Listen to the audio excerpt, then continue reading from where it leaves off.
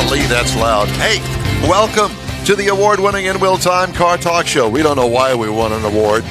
It was probably some sort of award that was made up on Magazine. Yeah, there you go. Just ahead, Dustin Harden from Creative Classics and Customs in Kemah, Texas. You'll hear my thoughts on driving the new 2024 Subaru Crosstrek Wilderness Edition. And Mr. Mars has this week's events calendar. It's just ahead on the In Will Time Car Talk Show. My microphone sounds funny. Have you noticed that? Yeah, you sound funny. Well, I am funny. You are. Funny, odd looking. Howdy, along with Mike out of this world, Mars. We need more Jeff Seekin, sleeping engineer David Ainsley. I'm Don Armstrong. Glad you could join us on this Saturday for our live show. We are live every Saturday from 8 to 11 normally. Every once in a while, we'll vary it up a little bit. Mm-hmm. Sometimes 9, sometimes 10 our start time. We've had requests to come on at 3:30 in the morning. That's not going to happen. Okay, well. Although I'm awake. I was going to say. I could come out here and do a little tap dance or something. There you go. We'll put it on subscription and charge for it. We need to take a poll. We're going to have to put an age limit on how old you can be if you're going to be up that time of the day. Well, it'll have to be one of those kind of things. All right. Yeah, so it ought to be a good show. If you've noticed, we've kind of changed up the look a little bit. Again. We've made some adjustments here in the new look studio. And matter of fact, Jeff is going to show you the second look that we have in the. We'll do it right now? Yeah, do it. All right. Look at that. See, there we are, way up there. Hey. Get a nosebleed. Yeah, and so we've kind of widened the shot a little bit so you can see the studio here in the Sugar Shack Studios. Anyway, so we'll move on from that and talk to Dustin Harden. We were supposed to talk to his dad, but his dad's got better things to do, and we totally sleeping in. And we totally understand that. Dustin, good morning. How are you? I'm doing good, guys. Good. Dustin is with Creative Classics and Customs in Kemah, Texas. Are you under the boardwalk? Not quite. Yeah. There's a song in that. That's the only reason I said that. We could sing it. Yeah. Under the boardwalk. Anyway. Maybe not. So where are you exactly in Kemah? We are at 2325 Anders Lane, which is right off of Highway 96, runs parallel with Lawrence Road. Okay, well, whatever that all is, exactly. I bet you that if we Googled Creative Classics and Customs, we could find you. It'd probably pop up. Yeah, no doubt. You guys don't do boats, do you? We do not do boats. They live on the water. We did one boat one time, and we learned our lesson. And you're still paying for it. You're still paying for it. Bust out another 1,000. That's what boat stands for. Exactly. That's it. So Dustin and Creative Classics Customs going to be showing some stuff in the upcoming Keels and Wheels, which is you'll hear more about Keels and Wheels in this show, as a matter of fact. But in the meantime, I understand that you're bringing some cars. We are. Cars and trucks. Cars and trucks. So were you invited in? Did you buy a space, or how did that work out? Yeah, we actually bought a space this year. We've been doing Keels and Wheels for a little over 10 years, and this is the first year that we've actually bought a sponsored area. So Keels and Wheels is having a theme this year of resto mods, and so they've invited some local shops that build resto mods to come out there and showcase some of their work. Nice. So we bought a booth this year, and so we've got 5 cars coming. 4 will be shown, and 1 will just be in the display. Very nice. So let's talk about the cars that you're bringing. What's our first car? We have some pictures here that we're going to show. Yeah, we're going to talk about the 59 Apache. Okay. Apache. That's a very rare truck, is it not? I don't know about rare necessarily. It's just I never see them. You never see them? Well, I mean, it's rare to me. I mean, back in the day, they only made the Apache for a few years, if I'm not mistaken. Yeah, it was only for a few years. It's not rare like a Cameo or something like that, but it's not real common. Is it mid-50s? 59. 59. Okay. Yeah, it's got the double headlights up front. Okay. Oh, okay. Yes, sir. I got you. Because that was for 59. Was the first year of the duels of the headlights, or was that 58? 58, I believe, was the first year. Okay. I think the Apache started in 55. So, Dustin, what's so special about this car? That Truck. Apache, has been completely built from top to bottom. It has a Schwartz custom chassis, 427 big block with fuel injection. Wow. Trimming 6-speed. There was some one-off features of that truck that we actually designed and had made. The steering wheel, the mirrors. We actually drew them up and sent them off to have them put into a CAD program, and they machined them for us. So the steering wheel and the mirrors on the truck are actually one-off designs that we designed and had made for the truck.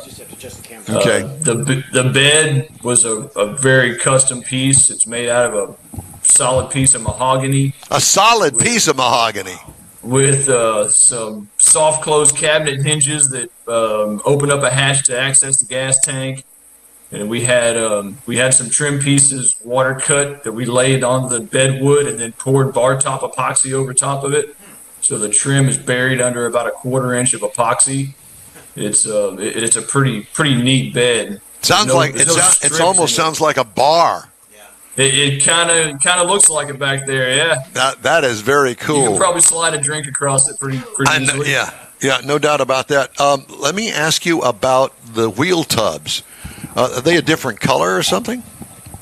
No, they're not a different color. Okay, it just looks that way in the picture. Well, no, it looks like they're open. Probably just the color flop because of the angle change. Gotcha. I got you. Mm-hmm. And that interior looks really cool.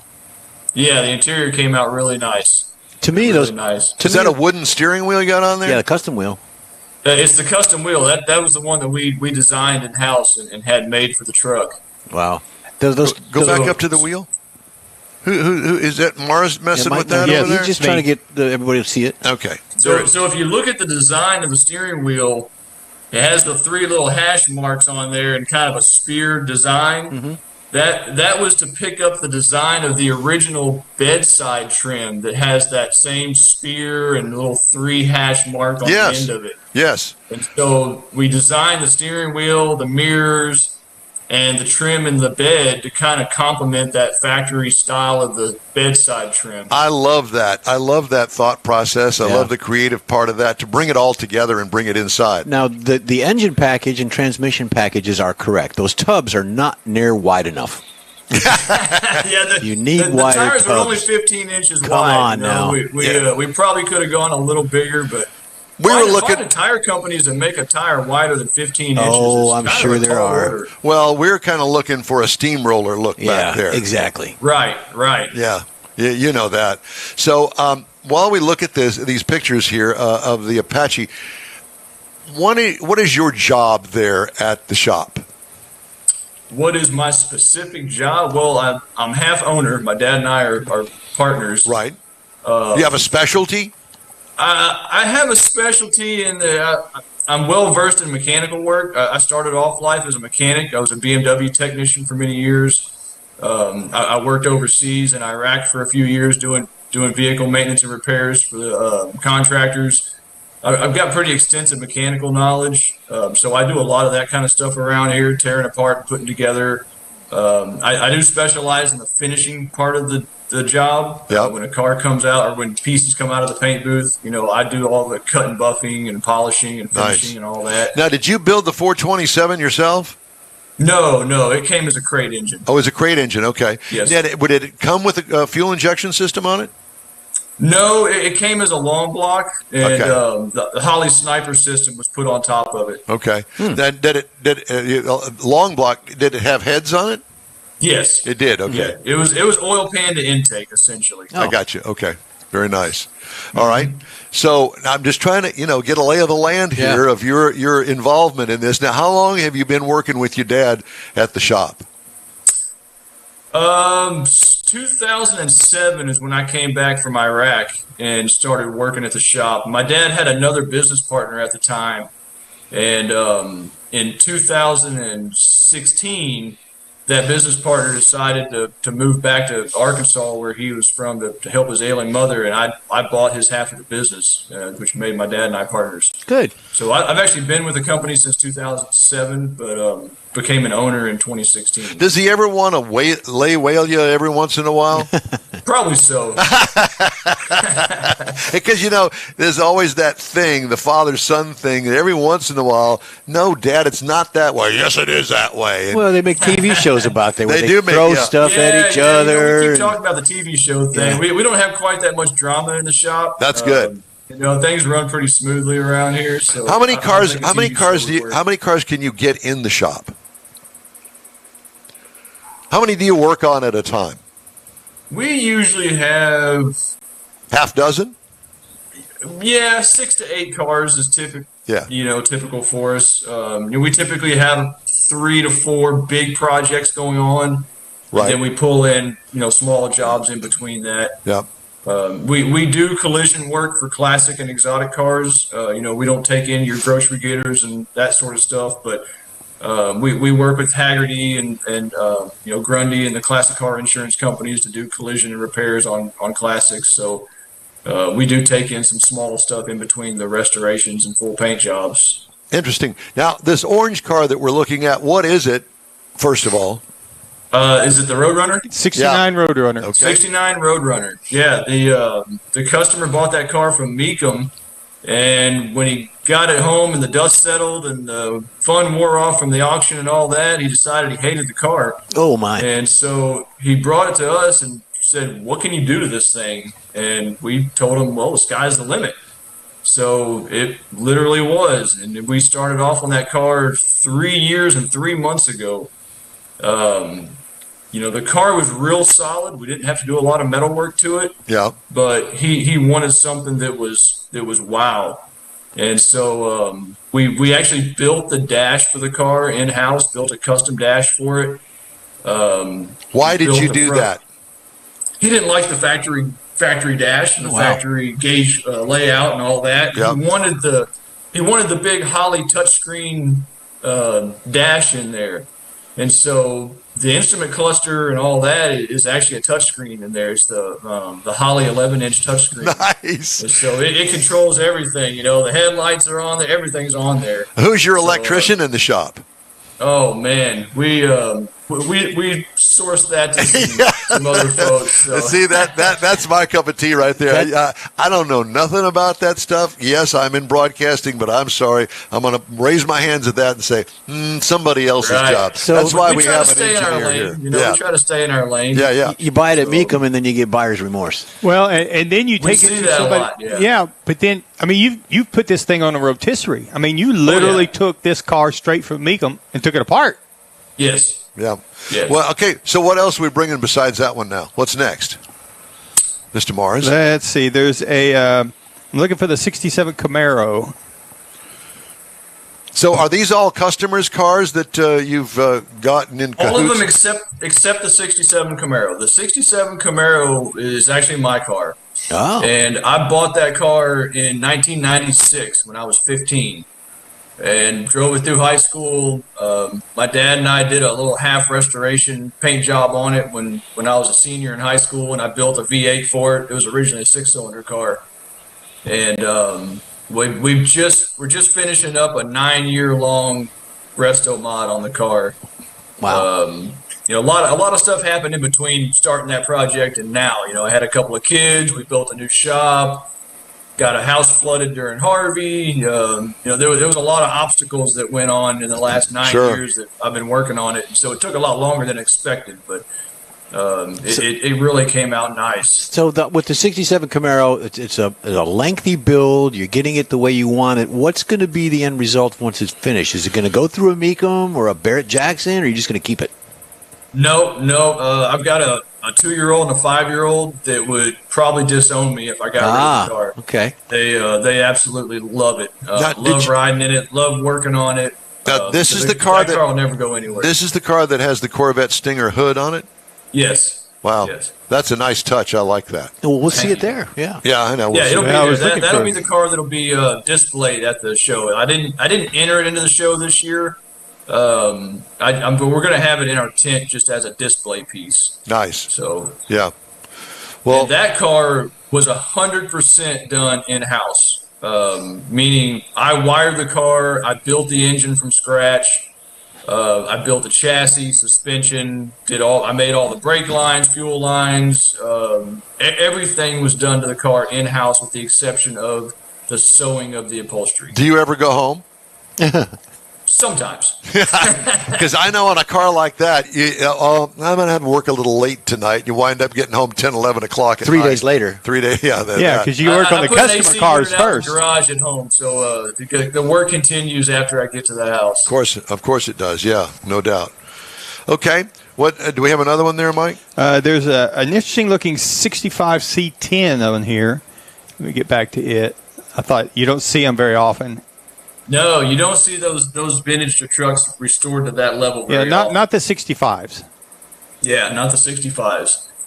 That's probably one of the nicest 65s that I've ever seen. And again, that truck was done complete top to bottom. It's got a roadster shop chassis, fuel injected 383 stroker, 700 R4, custom interior, Holley Sniper fuel injection. It's been done from top to bottom, front to back. You don't see too many 65s. No, you really don't. And I guess it's the front end on it that is not as popular as some of the other ones. I don't know. Yeah, that's what I've heard.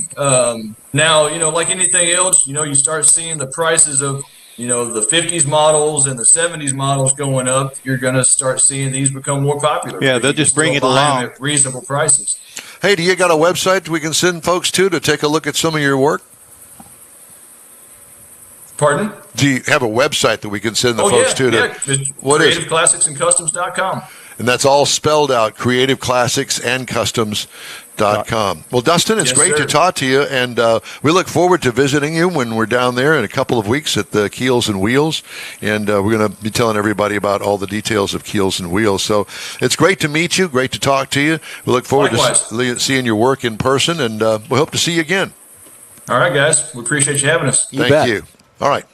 The In Wheel Time Car Talk Show is available 24/7 through the iHeartRadio app. Just look for In Wheel Time Car Talk. We also video stream our 3-hour weekly show on Facebook, YouTube, and InWheelTime.com, and podcasts are available from your favorite podcast provider. The In Wheel Time Car Talk Show continues right after these brief messages. Pro-Am Auto Accessories has been serving Houston's auto enthusiasts since 1984, providing world-class products for sports cars, European sedans, and American muscle. Pro-Am is known as the place to go to find exclusive and hard-to-find parts and accessories. Pro-Am is one of the very first distributors in the USA for brands such as Recaro, Redline, Momo, Corbo, and Simpson. Located in the heart of Houston's premier retail and service corridor, the Galleria area, Pro-Am's walk-in storefront includes an 8,000-square-foot warehouse, showroom, and installation bays. Pro-Am not only sells parts and accessories, but also offers installation and service. Pro-Am is now reaching a worldwide audience through Pro-Am.com, taking its local reputation to the rest of the world. At Pro-Am Auto, you'll be dealing with a small group of professionals who truly want to help you with your automotive needs. If you don't see what you're looking for on the website, call and Pro-Am will lend you a hand. Pro-Am Auto, 6125 Richmond at Green Ridge in Houston's Galleria area. Call them at 713-781-7755.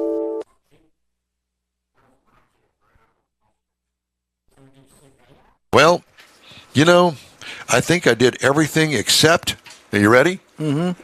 This. I didn't plug it in and the battery died.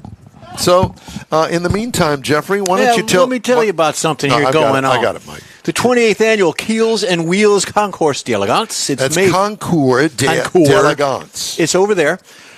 It is May 4th and 5th of this year, coming up very, very soon. Tickets are $30 in advance through the website. And let me tell you something while you're doing this. Yeah. Don't think anything strange because I'm getting on the floor. You just go on, big boy. I'm going to do the tight shot. How's that? No, don't do the tight shot. There you go. Anyways, $40 at the gate, $15 for students. Children under 12 are free. Free parking, shuttled from the convenient locations of the parking lot. All of that good stuff is taken care of. You got 60 cars, 60 years of Mustang, 60 years of Donzi boats, Resto Mods, the ride reimagined. We just heard from Dustin, and he's part of Creative Classics and Customs in Kemah. You're going to have the Maxi Liders Brothers Customs in Bloomington, out of Bloomington, Illinois. The Mobley Performance Shop. Rover Trophies at Bridgeport, Connecticut. Smithy Customs in Houston. 150 cars, 50 boats. about 19, 20, 25 motorcycles. Does it get the price of the tickets on there? Yes, I already did that. Okay, sorry. Tickets are $30, $40 at the gate, and then $15 for students. Children under 12 are free. And I want to tell everybody that if you've been before, of course, every year it's a different show. They have different cars altogether. And I did want to mention that there's going to be some parking changes. And I saw that. Free parking? Free parking and shuttle from 2 convenient locations, Houston Methodist Clear Lake, the outpatient buildings in Nassau Bay, and over at Bay Area Elementary School in Seabrook City Hall, just off 146 in Seabrook. Those are the parking locations. So they take the shuttle. It's free. They got it all worked out. Well, now that my computer is up and running again. Let's try this again. Now, we're done with that. Right. We're just going to move on and we'll do something else, like the events calendar. Mr. Mars has the events calendar. Oh, jeez. He was going to fix the video for you, and now he's going to do events. So we'll be. No. See, we run a tight ship here. We don't. We're so tight. So. Theoretically, we could get this right. Theoretically. This weekend, 11th through the 14th, 37th annual Houston Art Car Experience is going on. Got all the neighborhood mini parades. There was a ball last night. Kids' creative things are going on. But the actual art car parade is today, later on today. 2 o'clock. You still got time to go see it. The awards will be tomorrow. Go to HoustonArtCarParade.com for more information. Then on April the 13th, which is also today, Space City Corvette Club 20th Annual Corvettes and Crawfish. Still got time to go down to Stevenson Park in Friendswood to make that event. Space City Corvettes Club.com for more information.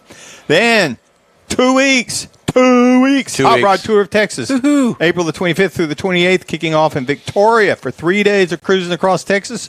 Going to go up through Shiner, New Braunfels, and then we're going to have a drive-in night in New Braunfels, then ending up in Fredericksburg Saturday night. Go to HotRodTourOfTexas.com.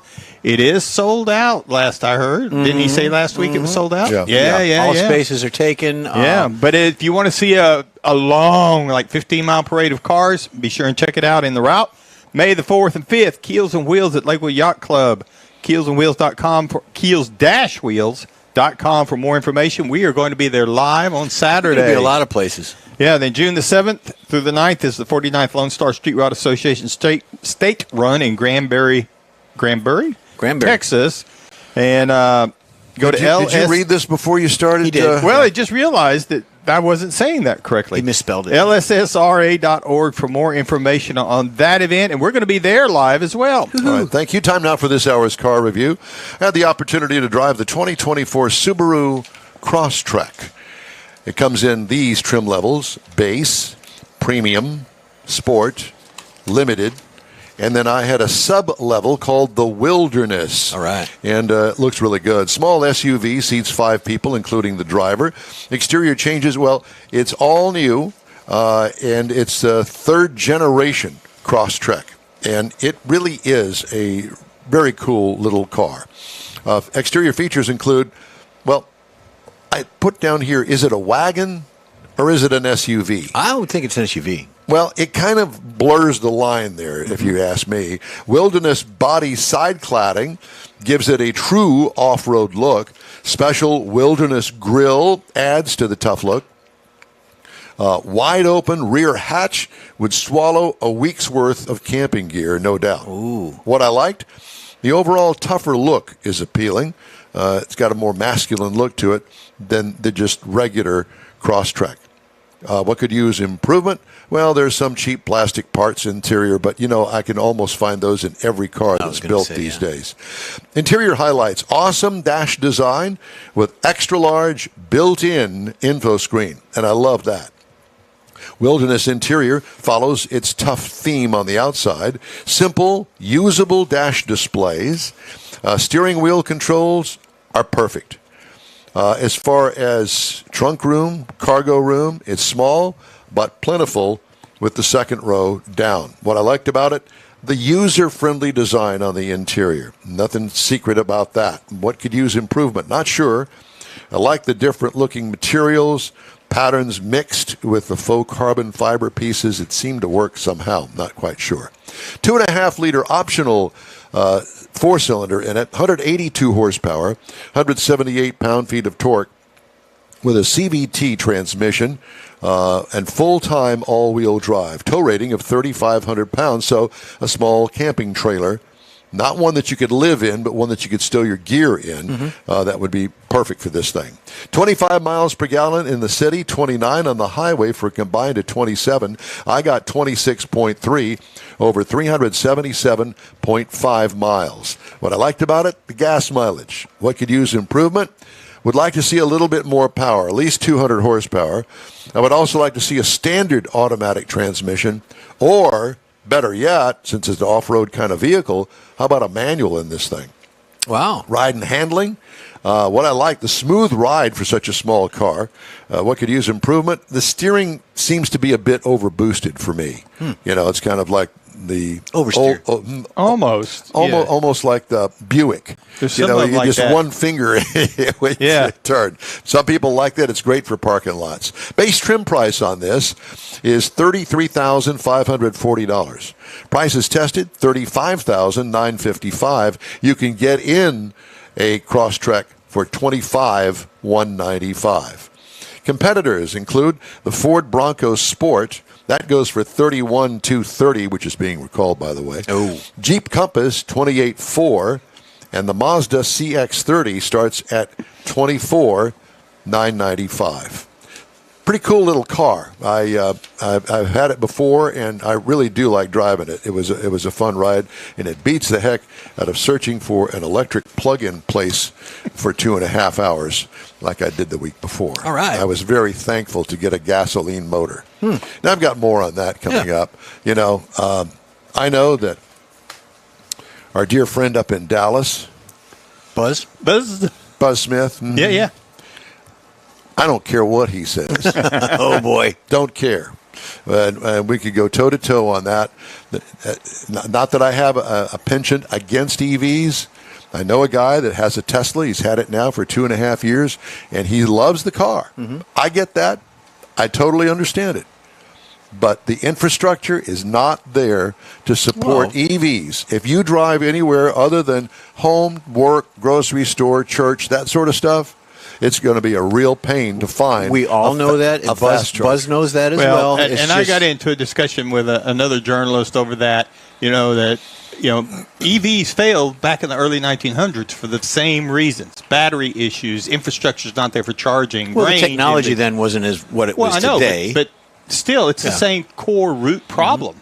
100 years later, we still haven't solved it. Well, it's up to you to do that, Morris. Hey, if you'd like I'm to get in working on touch with us, shoot us an email. The address here is info@nwheeltime.com. We will be back right after this quick break. The original group of Lupi Tortilla Restaurants will have you telling your family and friends just what the original recipes mean when it comes to the best fajitas in Southeast Texas.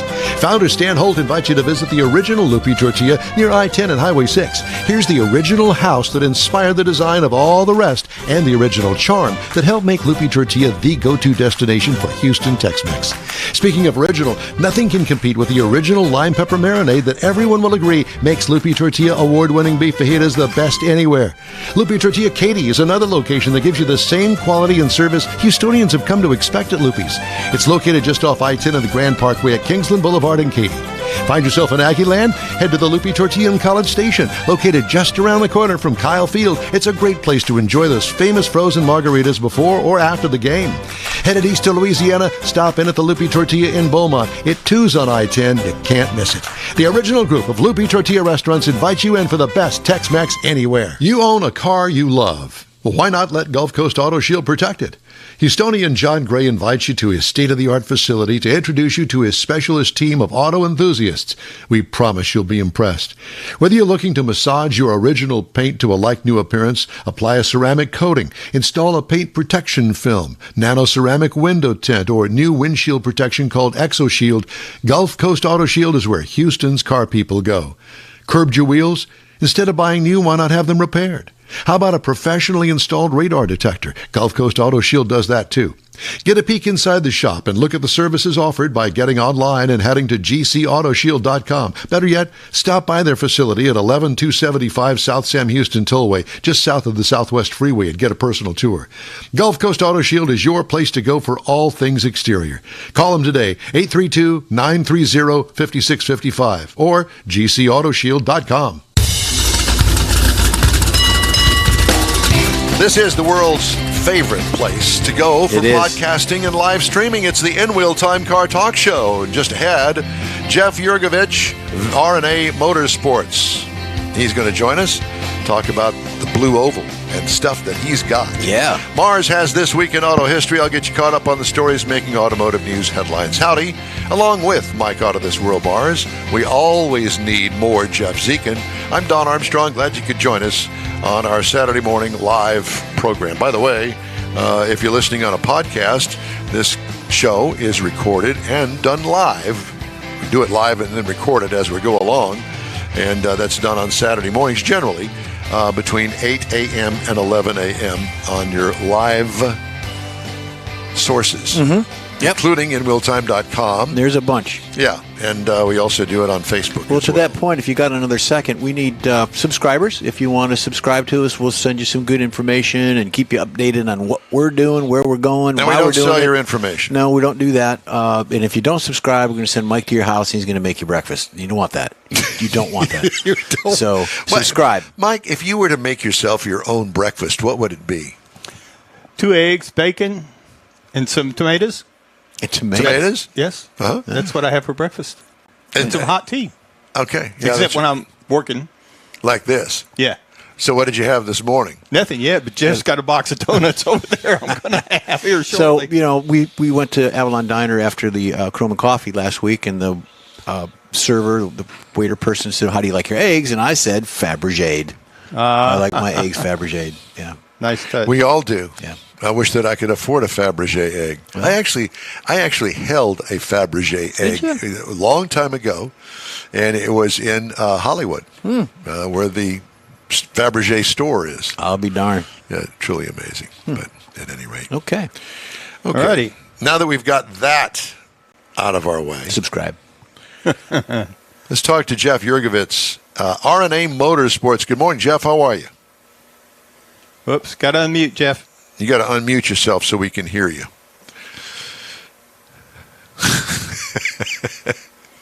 Did you unmute yet? He's working on it. He's working on it. Okay. There's mute. There he is. There's mute. Good morning. Good morning. How are you? Well, I'm unmuted. That makes it a little bit better. It does. It does. Where are you located?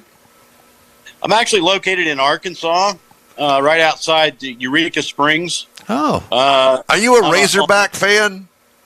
I'm not, but I'm a Chiefs fan. Does that count for anything? No. Yeah. Well, it does actually. Roll Tide. I mean, it's all I can say. Boomer Sooner. Go Blue. Yeah. So, at any rate, tell me about what you do over there. I understand that you're part of the Midwest Blue Oval Club. I got a feeling I know what the Blue Oval Club is.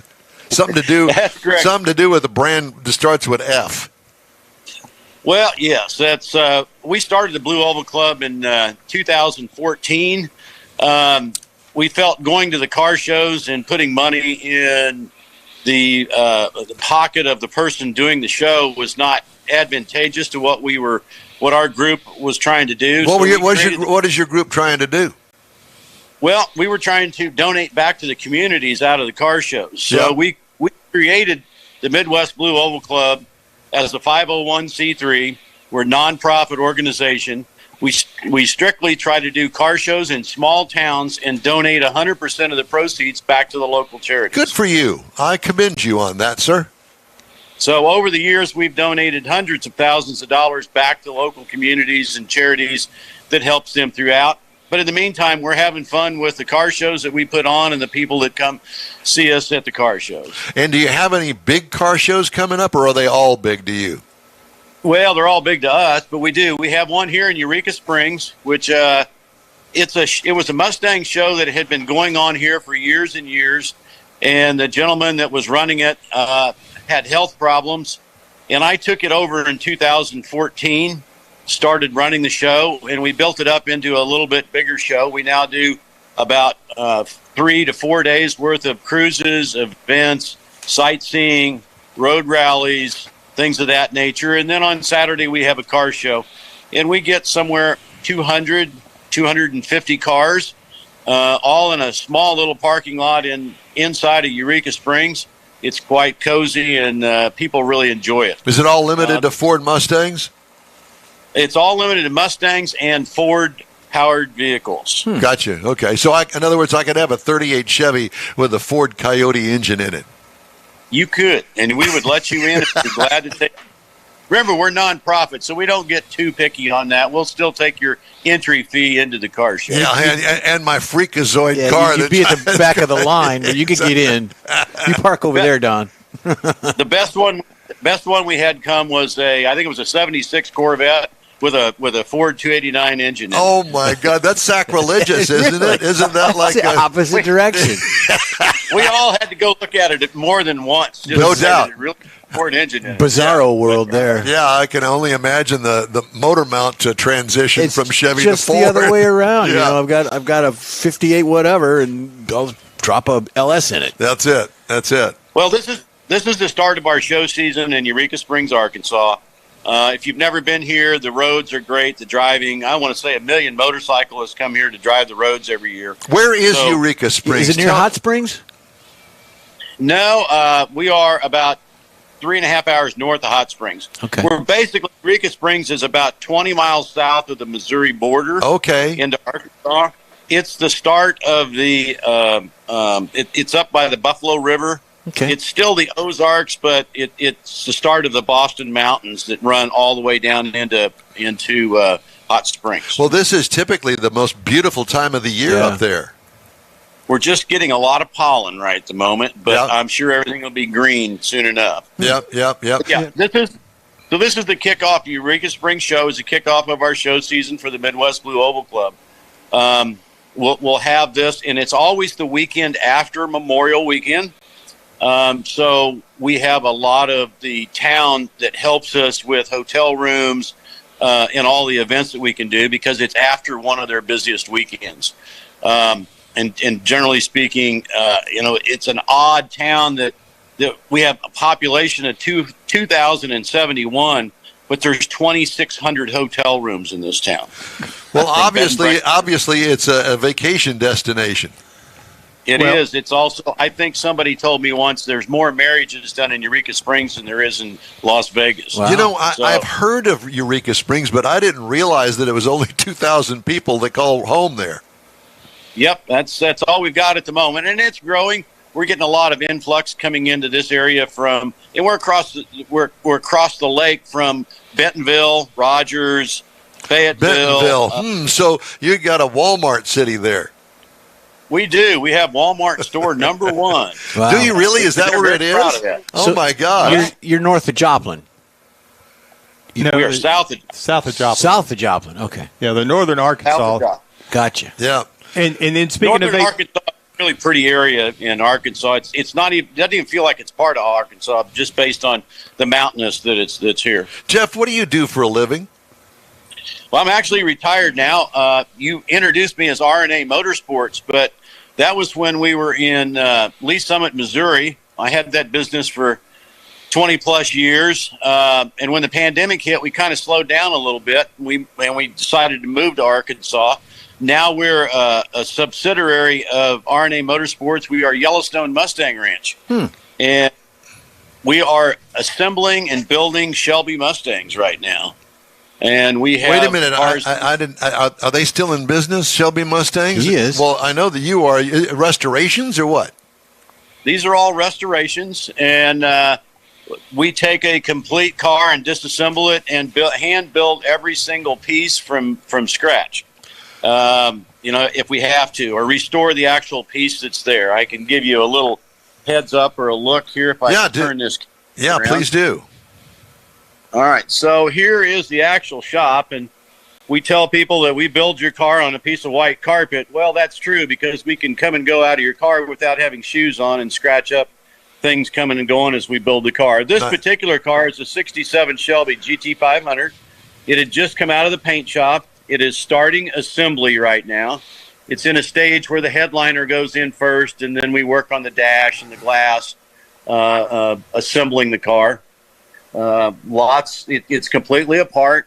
Pieces and parts are all laid out to where we can start assembling. How long have you had the car? And is there a usual time frame that you do these complete restorations? Does it take years? About 18 months, sometimes a little less, depending on how rough the car is. This is where parts are all cataloged, looked at. Here's a part that's been restored, but here's a part that hasn't been. So we start and clean all that stuff up. We've got the equipment. This is a parts tumbler where the parts are put in there so they massage to look fresh and new, bare metal. How big is How big is your shop, parts Jeff? Laid out that we've got to work on. How many square feet you got there? We're in a 40 by 70 facility, and this is just the assembly room, basically, for the cars. We have a complete parts department, and then we have another storage facility across the street. Wow, that's impressive.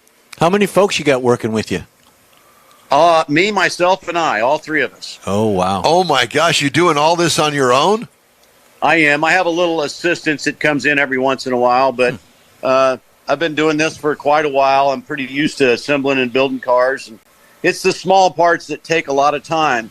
For instance, here is a set of original power steering hoses, and I am duplicating them with new ink stamps and numbers. I could spend hours putting all that together. What do you have, a cot in the back room that you just kind of live there? Actually, it's my house, too. So that's why I'm in a garage that's carpeted. Oh, my gosh. So you've got every car guy's dream to have a huge shop in the back. You go out there and, quote, unquote, tinker and make a living at it. Correct. You know, I get cars in. This car's in from Arizona. It was purchased at an auction, and then it was sent here for me to do some detailed cleanup on it. It's got a lot of, from dirty exhaust to rusty drive shafts, and we to can't give you an have example, I've kind of put together, I've got a done car here, and this will give you an example of how nice a drive shaft looks. Oh, yeah. It's clean. Looks brand new. And the exhaust is all done properly with date codes, part numbers, all things of that nature that all goes into the car itself. This particular car was purchased and delivered to New York in March 27th of 1967. It was supposed to go to the New York Auto Show on April 1st. I have warranty paperwork on it that indicates they had a problem on March 28th where they had to rebuild the engine. Oh, this wow. particular car is a factory supercharged Shelby that they only made 28 of. Wow. It's a GT350. All the supercharged cars were GT350s. And so this car has an interesting life story where before it ever left the dealer, it got rebuilt. My gosh. You know, this is absolutely fascinating to me. I want to know more about you. How did you gain all of this knowledge in Mustangs? Well, it started off in the early 70s where I was able to luckily enough, purchase a 68 Shelby for the measly sum of $3,500. And my parents told me I needed to exit the house because I had paid more money for my first car than they paid for their car. So I started cleaning it up and detailing it because it was a pretty original car. And I started taking it to shows in the early 70s, and people would ask me to take care of their car. So in turn, I'd buy Shelbys and clean them up and fix them, and I'd do them for other people, and it kind of became more of work than it was a hobby. So I started learning about the cars as I took them apart and put them together, and it just became more and more of a passion to learn as much as I could about these cars. So I think we're going to change your name to Jeff Shelby Yurgovich. Is that okay? Well, Carroll was a good friend of mine, but I shouldn't take his name. Okay, well, and I respect that for sure. Well, absolutely stunningly beautiful work, Jeff. I mean, you know, like all of us want to come up there and just sit around and watch you do your thing. I get that happen every once in a while where somebody wants to come into the shop and say, can I just hang out and watch you for a while or learn? I get other restoration shops come to me and want to know how I can figure out how to restore certain parts. And I try to retain all the original parts on a car instead of just running out and buying a bunch of aftermarket parts to put on it. So you got to be somewhat thinking on how you're going to restore pieces and parts. I do a lot of carburetors. I do a lot of distributors for people. And I make them look like they're brand new out of a box when it's all said and done. Jeff, what is your legacy going to be? Are you teaching the younger group of folks, the younger car builders, the younger auto enthusiasts through the schools or anything? Are you working with them to maybe take up where you leave off eventually? That's my goal. I mean, everybody's told me I should write a book on what I know and what we. You ain't got time to write no book. You better get after it. Yeah, I've got a young guy that took over his dad's Mustang business in Chicago, and he's a younger guy, and he comes down periodically and works with me for 2 or 3 days to learn what I am doing so he can apply it on. So I am teaching the younger generation to carry on what I'm doing when I'm gone. Yeah. So you have a website we can go to and check out all your stuff? I do not have a website. I just once I closed the main business down, I didn't renew any of that stuff to get up there and do it. Mainly word of mouth is how I get found, and that's kind of how you found me. I just don't publicize a lot of stuff. These cars are kind of expensive, and I'm kind of in the middle of nowhere here, and that's kind of the way people like my customers. I like it. He's too busy to manage a website. All right. Well, I got that, but I mean, he does so much work. I would imagine that you probably got somebody that's chomping at the bit to run your website just to get close to what you do over there. So, what is the name of your business? The name of the business is Yellowstone Mustang Ranch. Okay. Yellowstone Mustang Ranch. You got that, Mars? Yeah, I wrote it down. And he's got another. I mean, his event's going to be, we were talking about vacations earlier, his event's going to be the weekend after Memorial Weekend, but then he's got a buddy that's going to be on our show next week that's got an event the next week. So if you want to go on vacation for a week, you can actually make both of them. And then Labor Day weekend, Jeff is going to be at a big Shelby event that we're going to try and set up something to where we can talk to him from there, because they're going to actually give a car away. Aaron Shelby's going to be there and a bunch of people. Well, I'm excited. I'm also on the board of directors for the Mustang Club of America, and I'm also the assistant national head judge for all the Shelbys 65 to 70. Wow. So you know a fellow by the name of Randy Weldon. Randy Weldon, really good. I was with Randy all weekend at the 60th in Birmingham, Alabama. I was helping run that event, and Randy was our spokesman on the microphone down at the track all day. Yeah. Well, we just had him on recently. Yeah, he said to tell you hi. Yeah, we talked to Randy. We talked to Randy all the time, and listen, we're all jealous. We want to come see you, and I can't think of a better place for you to be than Eureka Springs up there in Arkansas. And it is great to talk to you. Great to meet you. We love your business, and we want to stay in touch with you. You got anything new? Please reach out to us and let us know that you got something to talk about. Oh, we'll have some time to talk about some of these cars particularly, and then when we get to the Shelby Collection Museum in Boulder, Colorado, you'll really enjoy that. I can take you on a tour. We actually have the Ken Miles GT40 there that he won Le Mans in. Very nice. Very nice. Cool. Midwest Blue Oval Mustang Club. Jeff Yurgovich, it's great to talk to you, my friend. Thank you, sir. Take care. You too. Golly. I know. Yeah, he tried to, when we were talking, he tried to go across the area there to some of his other buildings, but his internet wouldn't quite reach over.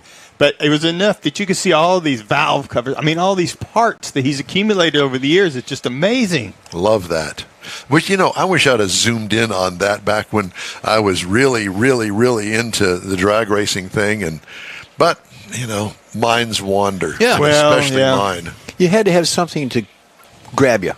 If it didn't grab you, then you were just letting it go. Pretty much. Yeah. Hey, the In-Wheel Time Car Talk Show is available 24/7 through the iHeartRadio app. Just look for In-Wheel Time Car Talk. We also video stream on Facebook, YouTube, and InWheelTime.com, and podcasts are available from your favorite podcast provider. In-Wheel Time Car Talk Show continues right after this quick break. Pro-Am Auto Accessories has been serving Houston's auto enthusiasts since 1984, providing world-class products for sports cars, European sedans, and American muscle. Pro-Am is known as the place to go to find exclusive and hard-to-find parts and accessories. Pro-Am is one of the very first distributors in the USA for brands such as Recaro, Redline, Momo, Corbo, and Simpson. Located in the heart of Houston's premier retail and service corridor, the Galleria area, Pro-Am's walk-in storefront includes an 8,000 square foot warehouse, showroom, and installation bays. Pro-Am not only sells parts and accessories, but also offers installation and service. Pro-Am is now reaching a worldwide audience through Pro-Am.com, taking its local reputation to the rest of the world. At Pro-Am Auto, you'll be dealing with a small group of professionals who truly want to help you with your automotive needs. If you don't see what you're looking for on the website, call and Pro-Am will lend you a hand. Pro-Am Auto, 6125 Richmond at Green Ridge in Houston's Galleria area. Call them at 713-781-7755. Want to feel good about something special you did for someone special? In Wheel Time and the original Lupi Tortilla group of Tex-Mex restaurants have joined together to help a very worthy cause, God's Garage, a Christian-based 501c3 charity. We know there are lots of places and organizations out there where you can donate a car, truck, or SUV, but we're asking you, our car enthusiast family, to consider donating to God's Garage. Visit godsgarage.org and learn about its mission, the women that have been helped, how each one is screened, and about their Restore You program. A car donation is an easy way to make a difference in the lives of others. God's Garage needs good operating vehicles, but will take all types in working and non-working condition. Make your heart and soul feel good by donating your gently used vehicle and help support single mothers, widows, and wives of deployed military at godsgarage.org. Jeff now has a commercial on I Keels do. and Wheels. 28th annual Keels and Wheels. You can go to www.keels-wheels.com. Tickets are $30 in advance. Now, if you want to get them at the gate, they're $40. Students, they're $15, and then children under 12 are free. So bring the kids out. It's all good. You got 60 years of Mustang. You got 60 years of Donzi boats. You've got a lot of creative people doing their resto mod builders and things that are going to be there. We just had a couple on the air. The event is Friday, May 3rd, 7 a.m. It opens till 7 p.m. Saturday, May 4th, gates open to the public at 10 a.m. till 5 p.m. And then Sunday, May 5th, gates open to the public at 9 a.m. till 4. We will be there. Love Saturday. to have you. Yep, Yeah. Absolutely. Come on down. There will be transportation from the parking lots to the event itself. There's plenty of parking around there and plenty of transportation. Very good. Thank you, sir. Yep. Mr. Mars has our feature, This Week in Auto History. All right. I got to get it. Well, I mean, You go for it. You talk about it there, Mr. Yeah. Mars. So this week in auto history, there's been some things going on here. The first production Packard, Yeah, the been going on Packard now. that hasn't been, it's been a while since you've seen a Packard, I'm sure, but a Model B I Packard. actually have never been inside of a Packard. Really? No. You? Yes. You probably had one. Not that No, one. it was a long time ago, but I do remember being in the Packard. Really? It was considered a very luxurious I was car. in Lori Brown's Hudson Hornet. I bet you And were. I was embarrassed to death because it was the ugliest car I'd ever seen in my entire life. It looked like a big bug, a big beetle. Yeah. No, this Packard was pretty nice. But the first production Packard, a Model B, was shipped out this week in 1900 to a company official. George L. West actually got the first one. Also this week, the Los Angeles Motor Dome opened in 1910. Track was constructed entirely of wood, 2x4s, and had a big steep bank on it. There's actually another picture there, Yep, Jeff. coming up. Yep. It's a 1 mile track, which surprised me that it was so big. Wow. But they were actually get up to where they would do 100 miles an hour on this wooden track. What year was this? This was in 1910 when it opened. Well, that's when the year they discovered centrifugal force. That and wood. Yeah. So it got expensive to keep up the wooden track, Duh. Great Depression, and so it kind of ended all that and it went away. But also this week in 1955, German automaker Volkswagen actually created Volkswagen of America in New Jersey. That's a cool shot. That's when the Volkswagen came. They were importing some of them, but that was the Volkswagen of America. They were here to stay. Then, in April of 1967, General Motors reaches the milestone of actually having 100 million cars produced in the United States. Wow. That particular car, the 100 millionth, was a 1967 Chevy Caprice. And the other thing was they were the first manufacturer to actually reach that milestone I'll be darned. creating 100 million cars. And they were all recalled the next year. That's it. Got some of the stories making automotive news headlines this week from the pages of Automotive News. NASCAR driver who crashed in a race last month and then threw his bumper cover at a rival's car as it sped by his picked up a new sponsor, the company that makes aftermarket bumpers. That was very cool. Video of Joey Gase throwing a piece of his wrecked Chevy Camaro SS at fellow driver Dawson Cram went viral after the Toyota Care 250 race in Richmond, Virginia, racking up millions of views online. Maybe you've seen it. Days after NASCAR assessed Gase a $5,000 fine, he signed a deal to make bumpers that deliver the primary sponsor of his Ford Mustang Dark Horse in August. The company's logo already began appearing on the rear bumper of Gase's number 53 Mustang last week. Joey Gase's intense racing passion mirrors our dedication to delivering top-notch bumpers. Bumpers that deliver, which is based in Grand Rapids, Michigan, said in a statement. His unique bumper delivery last week showcases why we're thrilled to back Joey Gase Racing, the National Crime Prevention Council, and Donate Life. We are your go-to for premium replacement auto parts, offering convenience and quality directly to your doorstep. Or your pit. Bumper cover, which the race announcer said Gase hurled with pretty impeccable timing to land it directly on Cram's windshield, featured an ad for the National Crime Prevention Council. Gase also partners with Donate to Life to promote organ donation. I think it was pretty funny. Yeah, it was.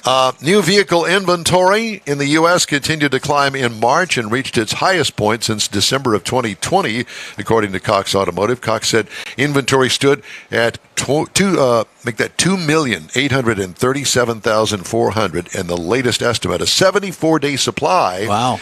Remember, there were dealerships that had no cars on their lots during the pandemic, up slightly from the previous month. Year earlier is 1.9 million vehicles, a 35% year-over-year increase. Cox said inventory varied greatly based on sticker price. Vehicles that were $30,000 to $40,000 had the tightest supplies at 59 days, while the supply of vehicles priced under 20 stood at 66 days. Vehicles between 20 and 30 had 67 days. So if you're looking for a new car, now's the time to go look on the lot because they got them full. Yep. And speaking of that, Ford Motor Company slashed prices of its electric F-150 Lightning pickup truck as much as 7.5% as the automaker prepares to resume deliveries this month following a halt earlier this year over an undisclosed quality issue. Not going to tell you. Price cuts put in place April 5th. Partially reverse hikes in January as Ford was reducing production of its signature electric vehicle by half and eliminating a shift of workers. The biggest reduction of $5,500 is on the Flash extended range model, now starting at $67,995, the automaker said. The only problem with that is good luck in trying to find a fast charger on the public grid anywhere in the city of Houston. 2.5 hours it took me to go to find, after 3 days of looking, a fast charger. And where did I find it? Pasadena, behind a Chase Bank building on Spencer Highway. Are you kidding me? No. I'm sorry. Was the guy back there? Hey, you want to buy some electricity? No, but was he wearing a trench coat? There were a couple of other people back there charging too. Took about 30 minutes, got an 80% charge. Enough of that story. Enough of it. Tired of it. Hey, we'd love to hear from you. Shoot us an email. The address is info@inwheeltime.com. Time now for a quick break. You're on the In-Wheel Time Car Talk Show, streaming and podcasting around the planet. Look for us on your favorite provider. The original group of Loopy Tortilla restaurants will have you telling your family and friends just what the original recipes mean when it comes to the best fajitas in Southeast Texas. Founder Stan Holt invites you to visit the original Loopy Tortilla near I-10 and Highway 6. Here's the original house that inspired the design of all the rest and the original charm that helped make Loopy Tortilla the go-to destination for Houston Tex-Mex. Speaking of original, nothing can compete with the original lime pepper marinade that everyone will agree makes Loopy Tortilla award-winning beef fajitas the best anywhere. Lupi Tortilla Katy is another location that gives you the same quality and service Houstonians have come to expect at Lupi's. It's located just off I-10 of the Grand Parkway at Kingsland Boulevard in Katy. Find yourself in Aggie Land? Head to the Lupi Tortilla in College Station, located just around the corner from Kyle Field. It's a great place to enjoy those famous frozen margaritas before or after the game. Headed east to Louisiana, stop in at the Lupi Tortilla in Beaumont. It too's on I-10. You can't miss it. The original group of Lupi Tortilla restaurants invites you in for the best Tex-Mex anywhere. You own a car you love. Well, why not let Gulf Coast Auto Shield protect it? Houstonian John Gray invites you to his state-of-the-art facility to introduce you to his specialist team of auto enthusiasts. We promise you'll be impressed. Whether you're looking to massage your original paint to a like-new appearance, apply a ceramic coating, install a paint protection film, nano-ceramic window tint, or new windshield protection called ExoShield, Gulf Coast Auto Shield is where Houston's car people go. Curbed your wheels?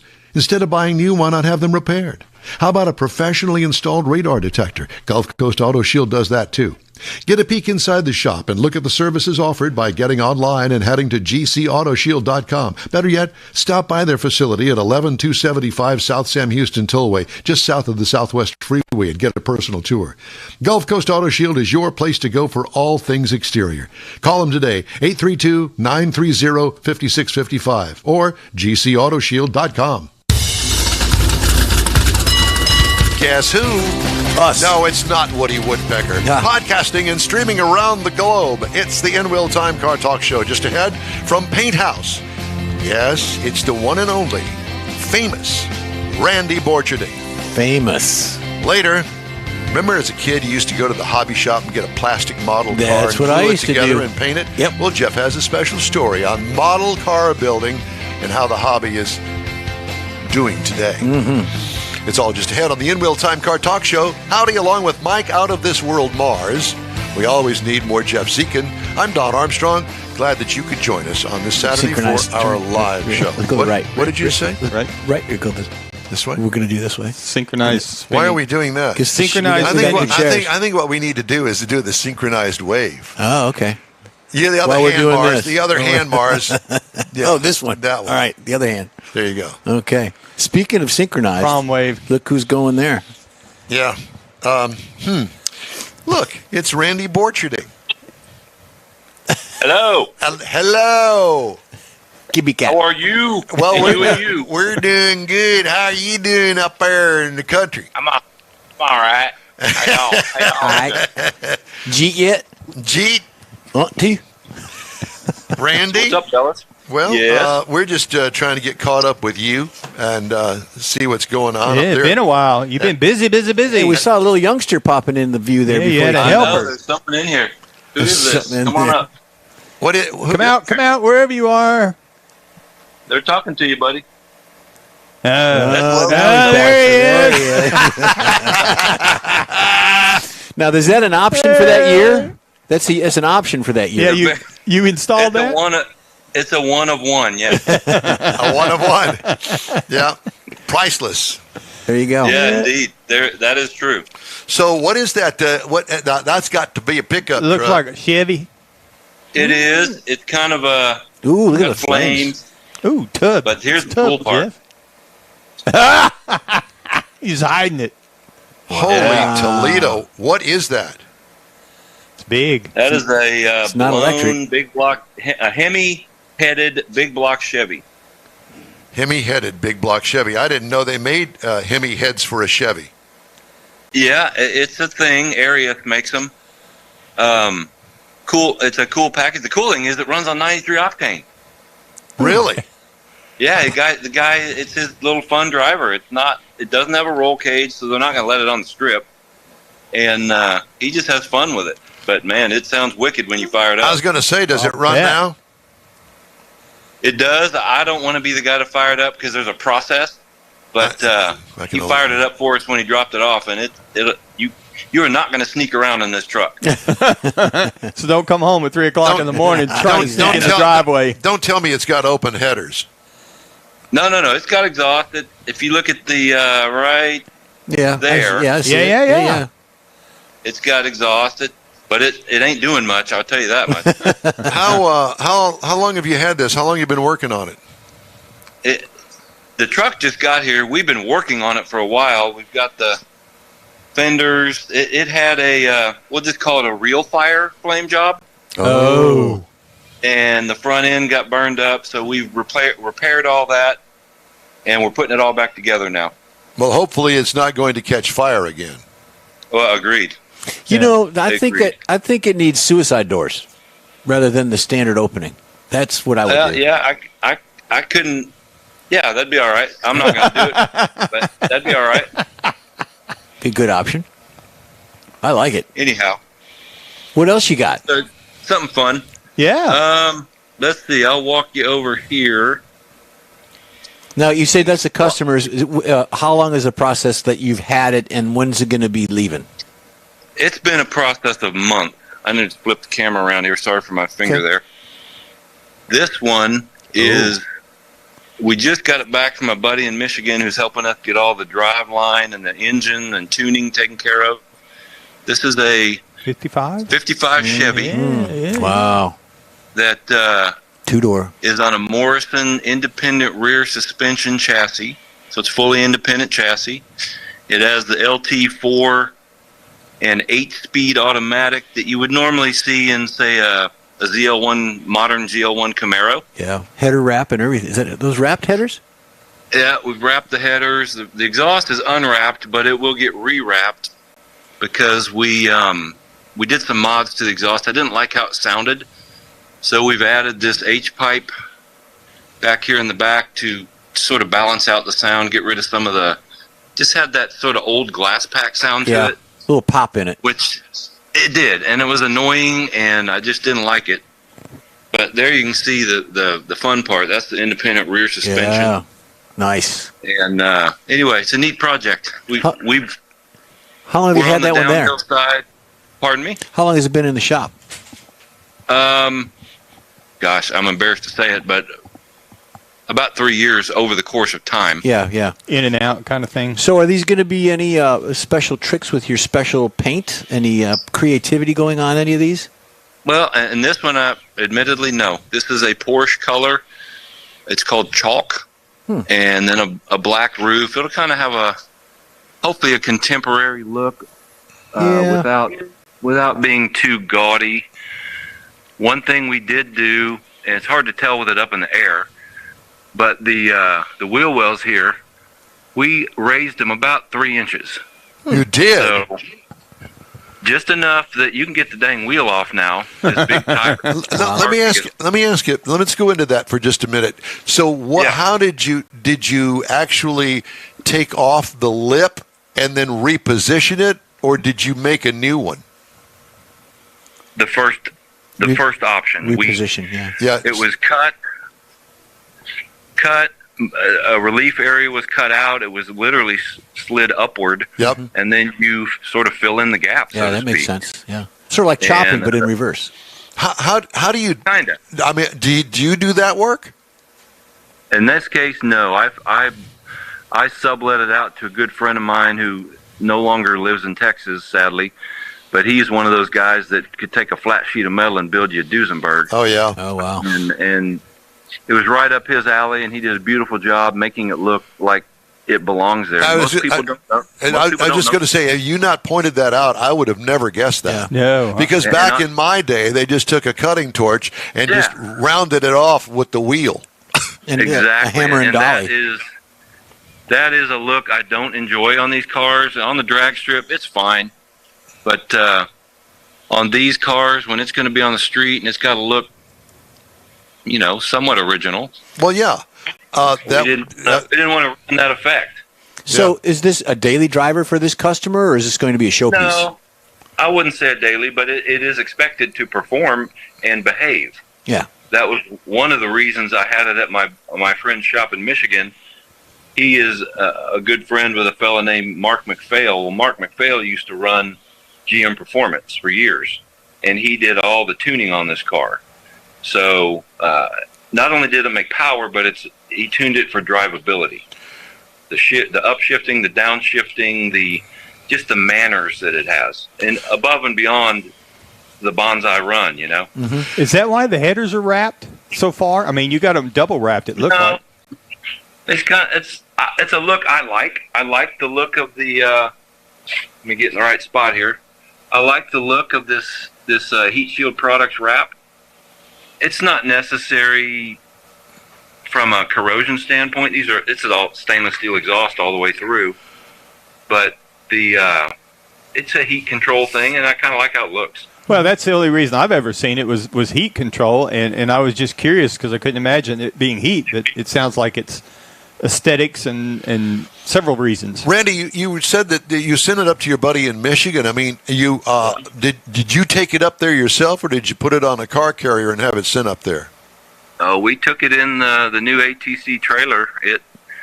It's something I enjoy doing. I like the road trips, so I don't mind doing that kind of stuff. What is that, about a 1,400-mile trip? Approximately. Roughly, yeah. And About that. when you got the right people on the job, it's well worth the effort. So you waited while he did it, and then you towed it back? My friend up there had the car for about a year doing wiring and other things the car needed, and then when it came time to tune it is when I went back. I was part of the tuning process just because I was fascinated to watch how it all happens, and then yes, hauled it back home. Was it tuned on a dyno? Yes, a chassis dyno. Yep. So one of the things I didn't think about, but is obviously critical, we had to make sure the rear wheels were aligned so that when we added on the dyno, the thing went in a straight line. Yeah. Try to go sideways. Yeah, trying to come off the dyno because it's not aligned up right. So it had to be basically drivable to do the tune. Indeed. Randy, is there a dyno chassis dyno here in town that you use? There are a couple. Pikes Performance I've used in the past. There's another one, and I'm not quite sure if he's still there anymore, so I hesitate to throw the name out. But yeah, there are. Well, I'm looking for a Corvette chassis dyno tuner. That's Pites. He specializes in vets. And what's his name? Pites, Peitz, I believe it is. Just like it sounds. Yeah. Yeah, I'd never guessed that. Funny how that works. Anyway, he's really good, especially with these new C8s. Well, I got a C5 with an LS1 in it. If he likes to go back to school, he'll just it'll be memory lane for him. Yeah, just a 10 millimeter. That's all he needs. Certainly capable. Okay, well, I'll have to. I'll get his number from you when we're off the air. But, absolutely. When you redo cars, do you typically do a chassis tune on these cars? Yes, the answer is yes. Simply because drivability is of paramount importance to us. It's one thing to make horsepower, and that's cool and all, but if you want to get out and drive these things and use them and not regret getting in them and want to throw it back in the garage and walk away from it, it should be fun. It should be able to shift and brake and turn and do all the things we expect cars to do. Correct. That's the reason you put all this modern hardware in these old classic bodies. Well, good point. Yeah. And I was wondering because so many times, well, I've got this this chip I'm going to put in my car, and it's an LS swap, and I'm going to put it in there. And for me, I come from the school of just guessing. Hey, this guy has this guy has that. I'm going to put that on my car. Then I don't really follow through with things like a chassis tune. Or will it work? Or will it work, yeah. Yeah, agreed. And thank gosh for people that know how to do the tuning, because it's above my pay grade. And you find a good one, and he's worth his weight in race fuel. There you go. That's a good way to put it. So what do you got elsewhere in the garage there for us to look at this morning? I'll flip you back around here. This Cutlass I was pointing out a moment ago. Yeah. 68 convertible. It's been there a while. It has. We're finally getting near ready to pull it off the chassis and get it into a paint job mode. It's a LS3, but dressed out like an Oldsmobile. so it'll appear to be an Oldsmobile even though it's not. I love the Oldsmobile gold paint on the engine. Yeah, absolutely. Me too. We're fitting up the radiator now. It's a Ron Davis unit. It has, it's called a PWM fan, which is what all the modern cars use. Pulse width modulation. Say that one time normal. No, that's all right. What it does is it think of it like a rheostat on the lighting in your home. Yep. It can speed up and slow down the fan motor, so it's not always just full blast. Yep. You know, how often have you heard a car coming in the Saturday night cruise and all you hear is the fan going full blast? Exactly, and the new cars don't do that. And exactly correct. That's what the PWM setup allows that to be tuned, where it only uses the fan as it needs it. And then when you're going down the highway, it'll turn it off because you don't need it then either. That actually becomes a restriction. Sure. That interesting car. So it's a convertible. When are you going to have it done? Next year? I'd say end of this year. Maybe towards the end of this year. It all depends on how soon we can get into an upholstery shop. That's become a bottleneck in building cars. Is there's not a whole lot of fellas out there or ladies that, and certainly not in this area. If they're out there, I'd like to know about them that can do the upholsteries we're needing in these projects. You know, I've heard you say that before, and I know that your counterpart in the Hill Country, a couple of them actually, they have issues with that as well, keeping good upholsters, and then and when one leaves, finding another one that's at the level that they're looking for. Well, and some of these guys, I mean, some of them are young. Most of them are old because they've got the experience. Right, and you've got a good upholsterer. They're going to stay busy, so it's going to be you're going to play a lot of games to get in there and get it done. Well, I'm thinking we need to have the paint house upholstery shop. There you go. I've tried. There's a couple folks through the years I've tried to convince to work out of our shop or help get them set up in the area, and I don't blame them. They don't want the heat, and neither do I at this point.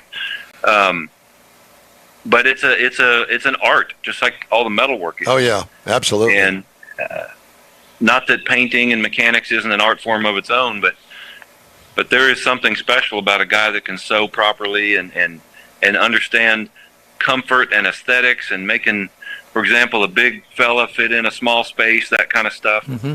And it's just hard to find. Well, you know, when you're talking about restorations and modifications at the level that you are, I mean, creativity plays a huge role in it, and you've got to be able to actually turn out not only the creative part of it, but the quality as well. Absolutely. And that is the thing. We've had upholsteries done in the past where they were done out of Texas, out of our climate, and 3 or 4 or 5 years later, they're coming apart because they can't handle the heat and humidity. Yeah. So we work with folks that understand that. And you know, it's funny because we don't think of that when I just want this material and I want to look this particular way. Let's not worry about what kind of thread that we use and the material that's underneath the seat.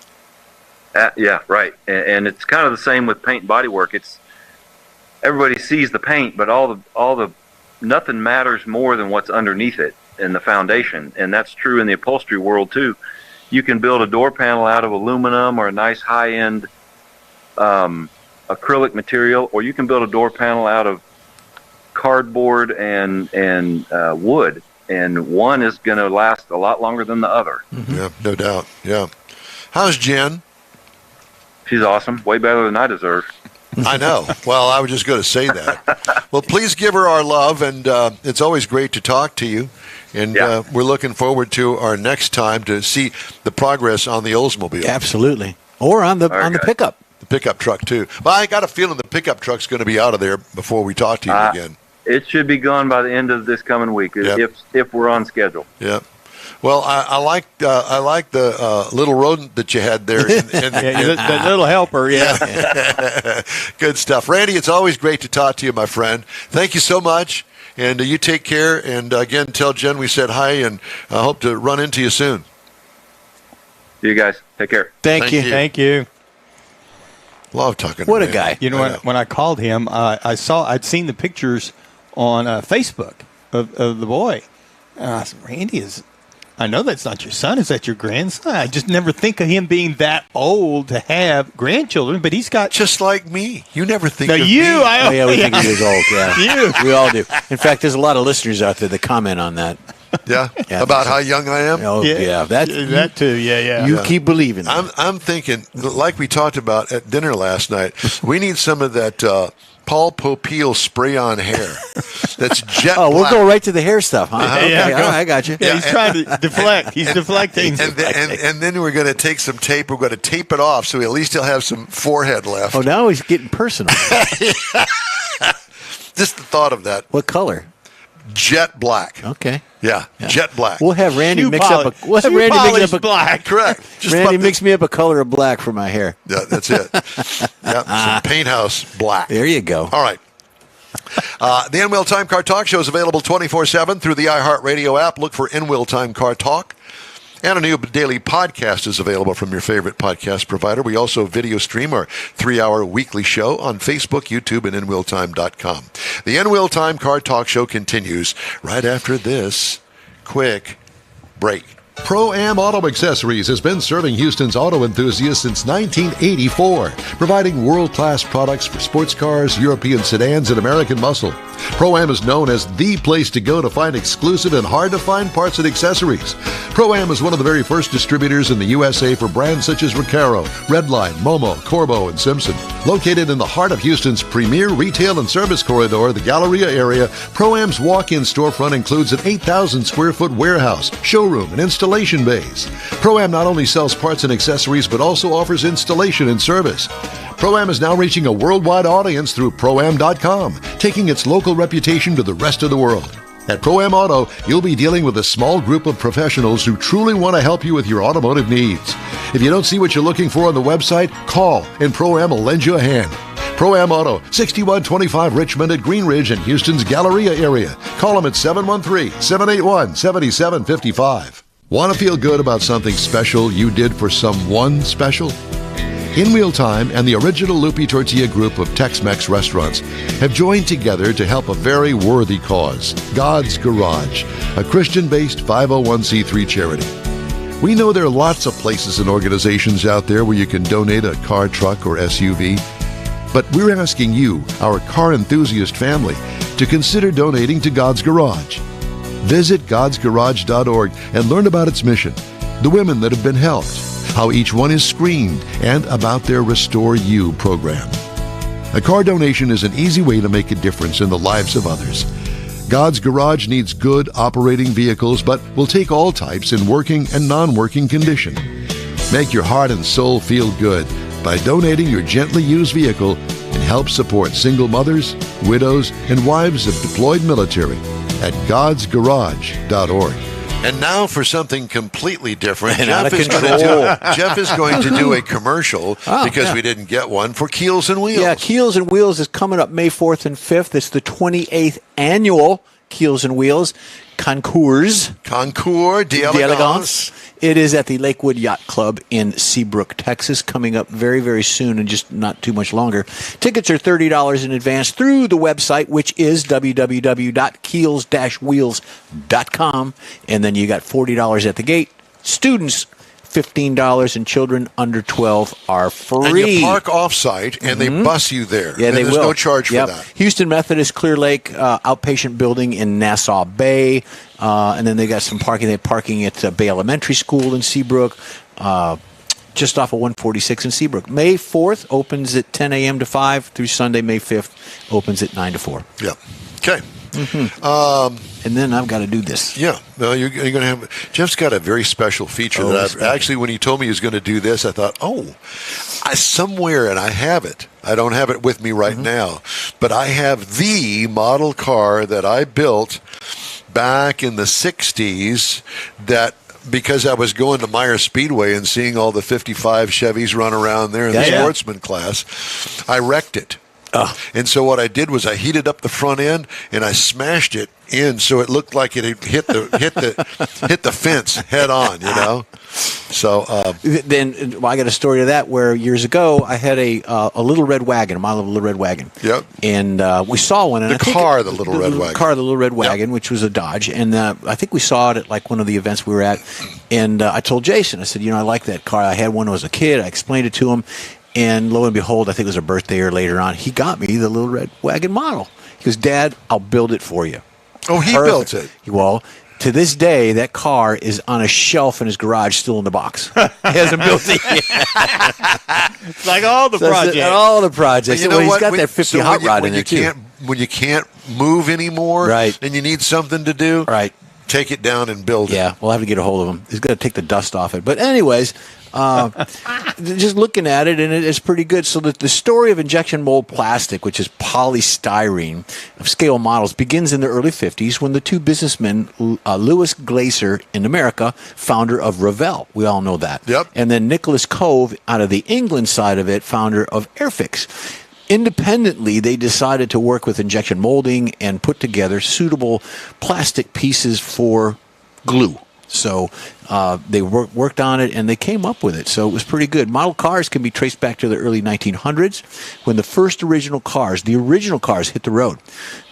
It was after World War I, and the European model makers produced tin plate cars. And this was only for rich kids back then, in the 1900s. Yes. Tin cars. Tin cars. So as time passed, cars became increasingly popular among the hobbyists, and they started collecting them and customizing them. It was a hobby that required both patience and creativity, and an opportunity for individuals to express their passions for automobiles. Golly, I remember that. Do you remember that? Yes. Okay. Well, it's an excellent educational tool for children. Hand-eye coordination, different types of models, and they get to look at the automobiles. See, I didn't think of it that way, but yeah, I get it. Uh-huh. And then they're studying the replicas of Dad's got a Pontiac and I've got a model of a Pontiac, whatever the case. So the hobby helped cultivate curiosity while encouraging some to seek out more information, like you melted the front end and pushed it in to make a custom crash. Right. So some may argue that the model car collecting is nothing more than a pastime. There's no significant value. You're just wasting your days away. But it fosters positive values. Hobbies like model car collecting encourage people to be more motivated, like you, Mike, patient and detail-oriented, qualities that can help in their personal and professional lives. However, collectors still argue whether hand-built models of factory assemblies are worth the time spending it more, on that project or doing other things. So materials are part of the skilled artisans, as they call it, investing carefully. Artisans, sure. Artesian is a well, I think. Well, we're going to dip into that well and give attention to detail. Okay. Yeah, there you go. So the evolution came full scale. There are people that still do it. There are enthusiasts Can you out still there. buy them? You can. And here's the kicker. You can go to like a Hobby Lobby and find them. You're not going to find a scale model car that you see that we build today, like that one there, for under $30. Some are $40. They're online, some of the classics, for $200. Whoa. You're kidding me. Like that right there, you can buy, if it's a classic and there's very hard to get hold of, they don't make anymore. People collect them, and you can buy one for around $150 to $200. They collect them unassembled. They collect them in a box. Yeah. Oh my gosh. Is Revell still in business? Revell's still in business. AMT's still in business. There's a couple others out there. Some, I don't want to say off brands, but things I've never heard of. But you can still buy them. Chinese or something. Well, it could be. But you can go to your local hobby store or toy store, or go to an event like we've been. At the like Autorama, where they have a big swap meet. Specifically Autorama, or the Corvette we did down in Galveston. In fact, there was a guy that had nothing but models, and he was selling them. And he had them in groups. Like, he had all the Chevys in a group, he had all the Fords in a group. So I remember that now. I didn't stop and look at it. You got time to do that, don't you, Mars? Yeah. He's got patience. He does. He doesn't have time for that. I've seen him. I've seen a him dog named Patience once. Did you? Patience. That was the dog's name? Yeah, that was the lady's name, too, on Support Your Local Sheriff, I think, or something. Okay, well. I don't know about that. James Garner. Okay, well, there you go. Yeah. Today's In Mill Time Car Talk Show is sponsored by the group of original Loopy Tortilla restaurants in Houston, Beaumont, and College Station. Mm-hmm. Gulf Coast Auto Shield. We've got a car show coming up, as car social, as we say, and I've finally got the the spot loaded in here, Got so the you're going to hear lowdown. about that coming up. And Pro-Am Auto Accessories. We continue the In Wheel Time Car Talk Show right after this quick break. The original group of Lupi Tortilla restaurants will have you telling your family and friends just what the original recipes mean when it comes to the best fajitas in Southeast Texas. Founder Stan Holt invites you to visit the original Lupi Tortilla near I-10 and Highway 6. Here's the original house that inspired the design of all the rest and the original charm that helped make Lupi Tortilla the go-to destination for Houston Tex-Mex. Speaking of original, nothing can compete with the original lime pepper marinade that everyone will agree makes Lupi Tortilla award-winning beef fajitas the best anywhere. Lupi Tortilla Katy is another location that gives you the same quality and service Houstonians have come to expect at Lupi's. It's located just off I-10 and the Grand Parkway at Kingsland Boulevard in Katy. Find yourself in Aggieland? Head to the Lupi Tortilla in College Station, located just around the corner from Kyle Field. It's a great place to enjoy those famous frozen margaritas before or after the game. Headed east to Louisiana? Stop in at the Lupi Tortilla in Beaumont. It too's on I-10. You can't miss it. The original group of Lupi Tortilla restaurants invites you in for the best Tex-Mex anywhere. Gulf Coast Auto Shield is having another car social Saturday morning, May 18th from 8 to 11. It's a car cruise-in like no other. Expect Ferraris, Lamborghinis, Corvettes, and the featured brand Porsche. Get social at this special cruise-in event.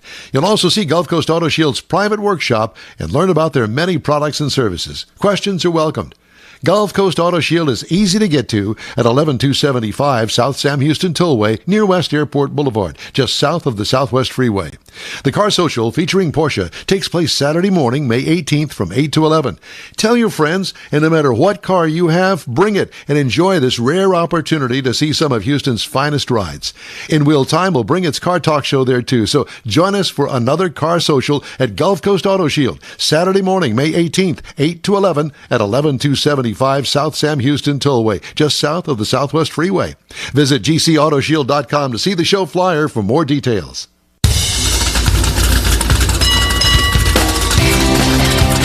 I think that I put my notes away here. Why'd you do that? I turned too many pages. Turn the page. It's a Bob Seger song. Page, Is it? Yeah. Enjoyed and loved around the globe. It's the In Wheel Time Car Talk Show. Did you like that? I liked it. Did Very you write good. that? Did you like it, Mars? Yes, I did. think you Very wrote You good. want me to say it again? Sure. Enjoyed and loved around the globe. It's the In Wheel Time Car Talk Show. Just ahead, we got stories to tell. Yeah, we do. Jeff may not be true. Jeff has this week's cruise-in calendar. We'll also have the stories making automotive news headlines. Howdy, along with Mike Out of This World, Mars. We always need more Jeff Seekin. Yes, sir. I'm Don Armstrong. Glad you could join us on this Saturday for our live edition. We do it every week, generally speaking, from 8 to 11. We've got some things coming up soon. One is the Hot Rod Tour of Texas. That's going to be at the end of the month. Very cool. And that show is going to be done by Mr. Mars. He's going to videotape it. God help us. He's going to videotape it on Thursday, beginning Thursday night, at the reception that they're going to have in downtown big Victoria. kickoff, yeah. The big kickoff. And then we're going to videotape some stuff on Friday. Then Friday night, he's not going to join our party. He's going to have his own party in his hotel room, editing this video to play for you in a 3-hour special Hot Rod Tour of Texas segment. He's got I a have case. got a bottle of brown water. I was set gonna aside say- just for that process. So this is why Becky's not going. well, part of it. She can go. She can just hang with us. Well, yeah, and we'll take Well, her I with told her us. that. I told y'all could go to the drive-in, and she said she wasn't going to get in the Corvette with you and Leslie, so she said no. Well, we're going to be there. Kathy's going to be. We're going to have her. Well, she didn't Lexus. want to get in your back seat at the Oh, drive-in. that's fine. That's so. all right. Well, whatever. She can sit in the front seat. We'll be in the back. So There you go. She could be the driver. There you go. Get her little.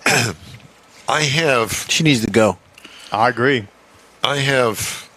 stuff. You do. I thought I'd labeled this as a feature, but I guess I didn't. Well, while you're looking for that, let me tell you about my truck. The in-wheel time truck. So I get- time machine. I wish yeah. that you In-wheel time would. machine, You yeah. mean the thing with the exhaust leak? Well, I'm pretty sure I've about decided that's exactly what it is, but I haven't got that far yet because now I have a fuel cap loose light came on. So, so I tried to tighten it up, didn't work. So I went to the Ram dealer, going to buy a new fuel cap for $42, they said, and I decided no. So I went down to a parts house, and I bought one for $19 instead. Looks the same to me. Put it on, it did not work. Imagine that, Jeff. So I went back to the Ram dealer, and of course the parts guy I had talked to before, he was gone, took off to Now go it's to the $700. Eclipse. Not $700. Uh-huh. Yeah, but they remembered it because they talked about me after they left. They said they wouldn't do what I was fixing to do, and they bet that I would be back, and sure enough, I was. So anyway, so I got it, and I put it on there, and Did the light go out? the light did not go out, and the check engine light did go on. Don't you have to reset it? So I got out my tool, and I checked it, and it said that there is a slow You got leak. out your tool. I hope not. The reader, the OBD. OBD reader. Yeah. And it gave me a code for a slow leak. And I thought, okay. A leak? that's What kind of leak? In the fuel fuel system, leak. the fuel vapor Yeah, leaks. vapor leak. So, already changed the fuel filler cap. There is a valve, the best I can tell, like the old PCV valve. Like a check valve. Yeah, that goes into the throttle body that takes the fumes out of the gas tank. It reads the pressure, and the overflow goes there. Okay, fine. And I can't find it because of the big engine cover. I haven't got it off far enough yet to find it. But the thing I did learn is that I want to watch that. it says that if you fill you fill up your fuel tank and you want to top it off, if you keep topping it off too far, it'll actually put fluid over into Yeah, that. and it'll ruin it, yeah. Yeah. So here recently, I don't know I did it because I clicked it, but it didn't kick off. The automatic kickoff didn't kick off, and all of a sudden I got gas coming out of the filler tank. So I grabbed it, but I know it filled it up too much, and it was shortly after that light came on, and I never knew that because I always I didn't necessarily want to top it off, but I rounded it off to the dollar figure Yeah. so that I could see on my bill An you know, even number. Yeah. And so I'm still fighting that, but I thought it was interesting to know that you can actually mess something up if you top it off. Might I suggest something? Please. On the air? There are people that are there are probably people that are going to go, no, that's not going to fix it. It's worth a shot. Disconnect the battery.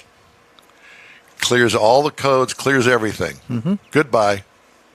Then hook the battery back up and see what happens. I may do that. I cleared the code with the reader. It'll erase the code, and the code will go off. But shortly after you start the engine, and it goes through its cycle, and you see all the lights come on and off, then it'll pop back on. It'll reset itself. When you But I disconnect may try the battery. When you disconnect the battery, take the negative off. Don't take the positive off. Take the negative off because if you take the positive off, it's going to spark when you put it back on. So take the negative off the pole, do what you got to do, and then put the negative back on. I may try that. I think I'm erasing it, but I'll absolutely try that because now it's going to have to be. I got to figure out where that valve is, and I'm going to. It's all online, my friend. Well, all of it. It's right there by the throttle body. Is what it says. Well, by the time you get that big cover off the top of the that engine, thing should just snap off of there. Yeah. it does. But you got to get up in there to it because the truck's lifted a little bit. You know. Come on, Mars. Or you could just go to the Emmons Autoplex and trade it in. On that 2002 white Corvette Yeah. they've got sitting there with 38,000 miles on it. Yeah. Not that I've Hello. noticed. Hello. McFly. Then you'd have to get a hitch on the back of the Corvette for a trailer to pull all of our junk when we go on the road. Absolutely. The I jump could get trailer. it wrapped, get John to wrap it with the in-wheel time logos all You know over what? There are a lot of people that line up right behind me to kill you if you did that.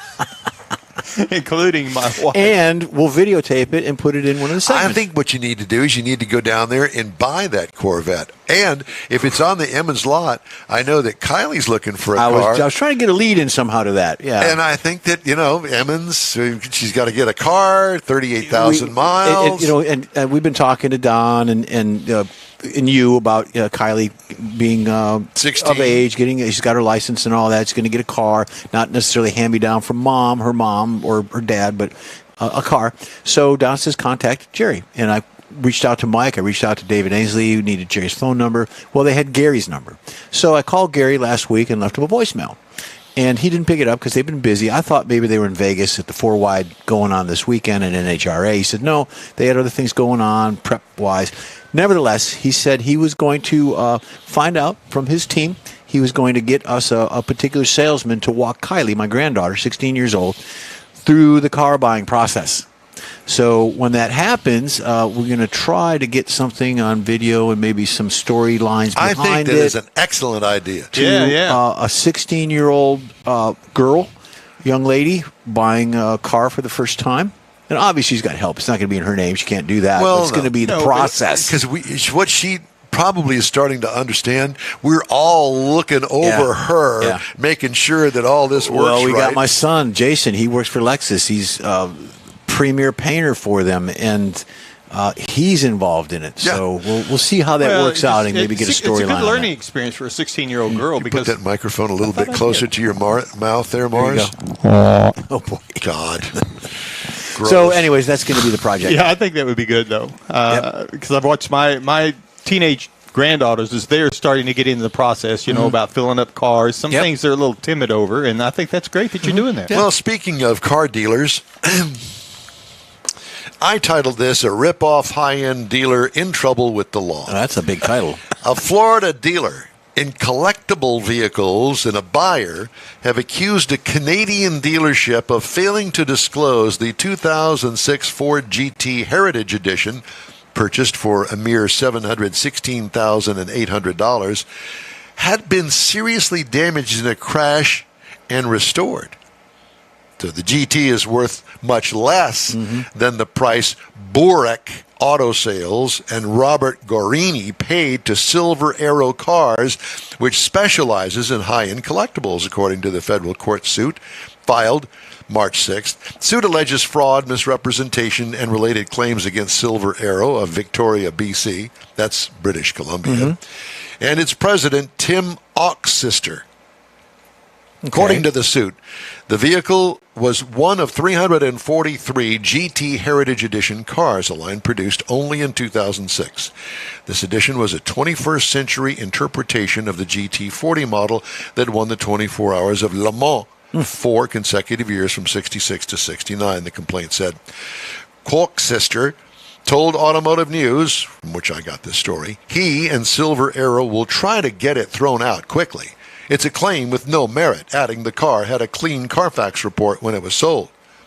Here's the timeline for the GT sale. In 2015, it was badly damaged in a crash in Brazil. An accident that was well publicized and well known in the exotic car industry, according to the complaint. The Brazilian owner shipped it to Detroit for restoration, then sold it to a Tampa, Florida used car dealership specializing in high-end vehicles. That seller disclosed the restoration verbally and in writing to the buyer, it said. The complaint said the defendants were aware that a collectible vehicle's value is substantially lower if it had been damaged and restored, and knew that many purchasers, like Gorini, don't attend auctions in person to inspect a vehicle. Instead, they rely on the information they receive. The crash didn't appear on the Carfax report because it happened in Brazil. Understandable. Oxister and Silver Arrow allegedly recorded the purchase as occurring on the same day in March 2022 that the Brazilian owner sold it to the Tampa store, according to the store. Almost immediately, the defendants co-signed it to an auctioneer but didn't disclose the prior damage and restoration to the auction firm, whose pre-consignment form requires sellers to state where a vehicle is custom restored or original restored, the suit claims. It also said they failed to provide the auction firm with the required detail shots showing any flaws, blemishes, undercarriage, and other close-up highlights. The car was damaged in another crash in Florida about 3 weeks after the sale. Only then was the prior restoration detected when Gorini brought it in for repairs, according to the suit. What's all this bondo? The suit seeks the difference between the price paid and the car's actual value, along with the punitive damages and attorney's fees. Oxister and Silver Arrow have been defendants in earlier cases, U.S. and Canadian court records show. The 2019 Ford Motor Company sued them in Ontario for buying a new GT for $690,800, then selling it for more than double that amount several weeks later, Automotive News Canada reported. The suit accused them of violating Ford's 24-month ban on reselling the vehicle. In 2017, Silver Arrow was sued in federal court in Washington state in a dispute over a 2015 Porsche 918 Spyder they had sold for $1.4 million. Wow. The plaintiffs won default judgments totaling more than $661,000 against Silver Arrow. So they got some of their money What's back. the exchange rate? U.S. to Canada, U.S. to Brazil. I don't know all of that. I don't know. But I guess the point being that buyer beware. And especially when you get into those kind of cars, you think because you're paying all this money that the thing's going to be pristine. Nay. Well, you said the auction relied on word of mouth rather Right. than investigating. Now, you don't find Well, that at a Mecum. You don't No, find as that a at a matter of Barrett's. fact, speaking of that, To go into that, because Craig had a car, a Nova, that he's had in his possession for years and years and years. very fine car. It's a beautiful Custom. resto mod is what it is, and it's worth a lot of money. And he took it to Mecum to sell it. Well, the VIN number that appears on both the engine and on the cowl are correct. However, they got underneath it. Craig didn't know this either, but apparently underneath it, up on top of the fender well, you can only see from underneath the car, up there at the top of the fender well, the VIN number up there was one digit off. And they said, nope. Nay. They said, we can't sell this car. Really? Yep, it's one digit off. So they know where to look on these cars, and especially these resto mods, originals or whatever. But I would imagine, if you go in there and you want to buy some ragged out car, okay, you're buying the ragged out car. But when you get into resto mods and customs and the high end stuff, then it's a whole nother, because you're spending a lot of money. And like Mecum, in their defense, they don't want to have anything to do Well, with and it's probably got something to do with disclosure laws, just like selling a house. Well, You gotta that's like in disclose this it. one. They just word of mouth. Well, but the other one this other one you were talking about, though, they did a lot of stuff the same day. They actually got it in. They signed it over to the other one. I mean, they did it so quick. They were greedy and did it really well, quick. that and the car was in Brazil when it was wrecked. Right. Yeah. And so that throws a whole nother red flag on it, going, It's here now. It's in Canada now. Why? This is kind of like shuffling Yeah. cards, Yeah. I called the guy about a Corvette. It was in Mexico. He was in Texas, but his car was in Mexico. Still down there. He's moving back to Texas, and that's no, no. Well, I'll go through the hassle of trying to get it into the States. I think if you want to do something like that, if you want to buy something, then you need to find a professional, Michael Wooding. Yes. And find a professional that knows what to look for, gets underneath it, fine-tooth comb, the whole 9 yards, to put an actual, real, honest-to-goodness value on and it. speaking of Michael, he ran his he had a Pontiac wagon. Pontiac wagon. And he pulled it because it didn't meet reserve. So he brought that back home. Did he? Mecum, yeah. So according to the Facebook page. But every time I think of Brazil, I think of wax for some reason. Yeah, I need to find out. Coleman Roddy had the guy we talked to. He had a the wax job? No, he had 2 cars he took to Mecum. Oh. I haven't heard how it turned out yet. Let's see. In Real Time Car Talk Show. Time to take a break here. We're available 24/7 through the iHeartRadio app. Just look for In Real Time Car Talk. All of that. Podcasts are on your favorite podcast provider. We also video stream our 3-hour weekly show on Facebook, YouTube, and InRealTime.com. The In Real Time Car Talk Show continues right after this quick break. Pro-Am Auto Accessories has been serving Houston's auto enthusiasts since 1984, providing world-class products for sports cars, European sedans, and American muscle. Pro-Am is known as the place to go to find exclusive and hard-to-find parts and accessories. Pro-Am is one of the very first distributors in the USA for brands such as Recaro, Redline, Momo, Corbo, and Simpson. Located in the heart of Houston's premier retail and service corridor, the Galleria area, Pro-Am's walk-in storefront includes an 8,000-square-foot warehouse, showroom, and installation bays. Pro-Am not only sells parts and accessories, but also offers installation and service. Pro-Am is now reaching a worldwide audience through Pro-Am.com, taking its local reputation to the rest of the world. At Pro-Am Auto, you'll be dealing with a small group of professionals who truly want to help you with your automotive needs. If you don't see what you're looking for on the website, call and Pro-Am will lend you a hand. Pro-Am Auto, 6125 Richmond at Green Ridge in Houston's Galleria area. Call them at 713-781-7755. Want to feel good about something special you did for someone special? In Wheel Time and the original Lupi Tortilla group of Tex-Mex restaurants have joined together to help a very worthy cause, God's Garage, a Christian-based 501c3 charity. We know there are lots of places and organizations out there where you can donate a car, truck, or SUV, but we're asking you, our car enthusiast family, to consider donating to God's Garage. Visit godsgarage.org and learn about its mission, the women that have been helped, how each one is screened, and about their Restore You program. A car donation is an easy way to make a difference in the lives of others. God's Garage needs good operating vehicles, but will take all types in working and non-working condition. Make your heart and soul feel good by donating your gently used vehicle and help support single mothers, widows, and wives of deployed military at godsgarage.org. All righty. The 28th annual Keels and Wheels. It is going to be May 3rd. Starts at 7 a.m. to 7 p.m. We got Bose cars, vehicle exhibitors, check-in, all that good stuff. Saturday, May 4th, gates open to the public at 10 a.m. Sunday, May 5th, the gates open at 9 a.m. And what we've got there, tickets are $30 in advance. You can get them through the website at www.keels-wheels.com. $40 at the gate if you don't want to do that. And then students are $15. Children under 12 are free. Plenty of parking with plenty of shuttles to get you into the event from your parking area. You got 60 years of Mustangs. We heard from Dustin from Creative Classics and Customs in Kemah. He will be there. Looking forward to seeing his 67 Camaro while we're down there.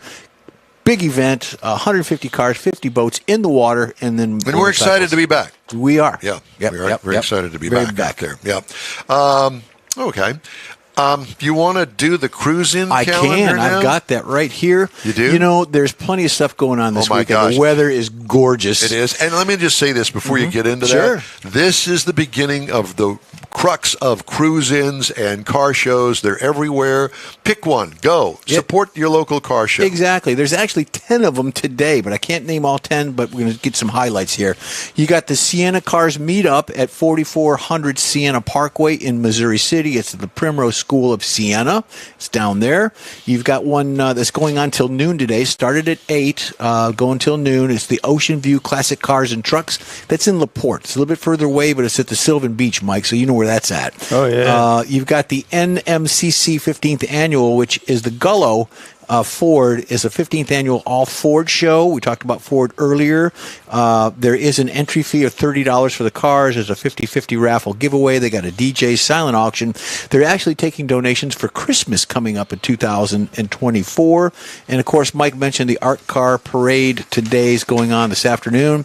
Let me just say this. Sure. I haven't been in years. Channel 13 is going to cover a portion of it. Right. But I will tell you that I used to take the girls down there when it first started, down along Allen Parkway. And it is truly an enjoyable, fun, and I underscore fun event. Take a lawn chair, take a blanket, and sit there, and you're going to spend a couple of hours watching this parade of cars go by. Yeah. And you will be truly amazed at the creativity on some of these cars. It's like a Thanksgiving Day float going by nowadays. Before it was just cars with a lot of nice, cool, unique things stuck on them, but now it's more of a float and I think parade. the best one that I ever saw was the one where they had mounted a porta potty and motorized it and took the door off of it. And there's the guy sitting on the porta potty driving his car. Yeah, there you go.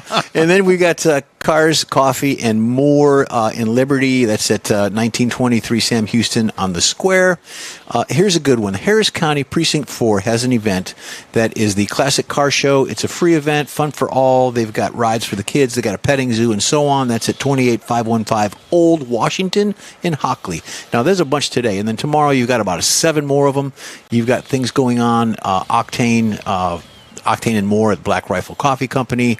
Arandis Taqueria has one. So plenty to do. Get out there, take your hot rod, wash the car first. You want to take a dirty one out there. Yeah. Nope, don't want to do that. Somebody will point it out. Yep. I wanted to. Automotive News does this every year. Automotive News top 150 dealership groups, and we've got groups here in the Houston area. Yep. The number one group nationwide is a company called Lithia Motors Incorporated. They're based out of Medford, Oregon. They have, sitting down, 344 dealerships. Ooh. And the revenue for all departments among all of those dealerships is $31 million. I remember when Lithia was just a itty-bitty tiny group. Yeah. Now, here in Houston, we have one that's based here in Houston called Group 1 Automotive. Yep. They have 199 dealerships across the United States, based here in Houston, obviously. $17,873 is their annual take. Wow. Yeah. So they're doing well, and I'm glad for them. Now, there are some local dealerships that I wanted to tell you about. Advantage BMW. They're right down the road. There's Beck and Maston, BMW of Clear Lake. Yep. Genesis of Southwest Houston. Mercedes-Benz Clear Lake. Sprinter. I guess they're selling vans down there. Sterling McCall Acura. These are all of the local, what did I say? Group Groups. 1. Group 1. Yeah. Sterling McCall. All the Sterling McCalls, they're Group 1. They keep shifting them around with groups like that. They'll move dealerships, put them across the street from each other, buy and sell, trade, whatever you want to do. But there are other also dealerships that are listed on this top 150 dealership groups. Gilman, number 103. Yeah. Gilman's involved in the community a lot, too. Bayway. Yep, they are as well. Wisniewski, 114th on the 150 list. And DeMontron makes the 150 list at number 131. So those are some of your local dealers that are on And there. DeMontron has the big travel homes, the motorized, either the pushers or the pullers. They have those big... My dad bought a Buick from DeMontron, actually several of them, back when DeMontron was down, and I think the location was at Kirby and Westheimer. Believe that or not, back then, Kirby and Westheimer, there was a dealership there, and I think that it was DeMontron, and Dad bought a Buick there, actually a couple of them. Interesting. There was something else that I wanted to do. While I got time, just a couple minutes here, I wanted to do recalls this week. Front wheel hub bolts are over-tightened on the Chevy Colorado and the GMC Canyon for the 2023 model year. That's not good. Chrysler, turn signal malfunction on a lot of their vehicles, particularly the Jeep Cherokee for 2022. Turn signal malfunction. So, hit the switch. Nope.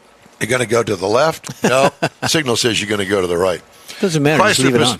Chrysler Pacifica and the Voyager for 2024. Unintended deactivation of traction control. Front lower control arm may fail from the Kia Forte for 2023 and the Hyundai Santa Fe for 2024. It's being recalled because of an obstructed rear view camera image. Oh, sorry, we put the license plate over that camera.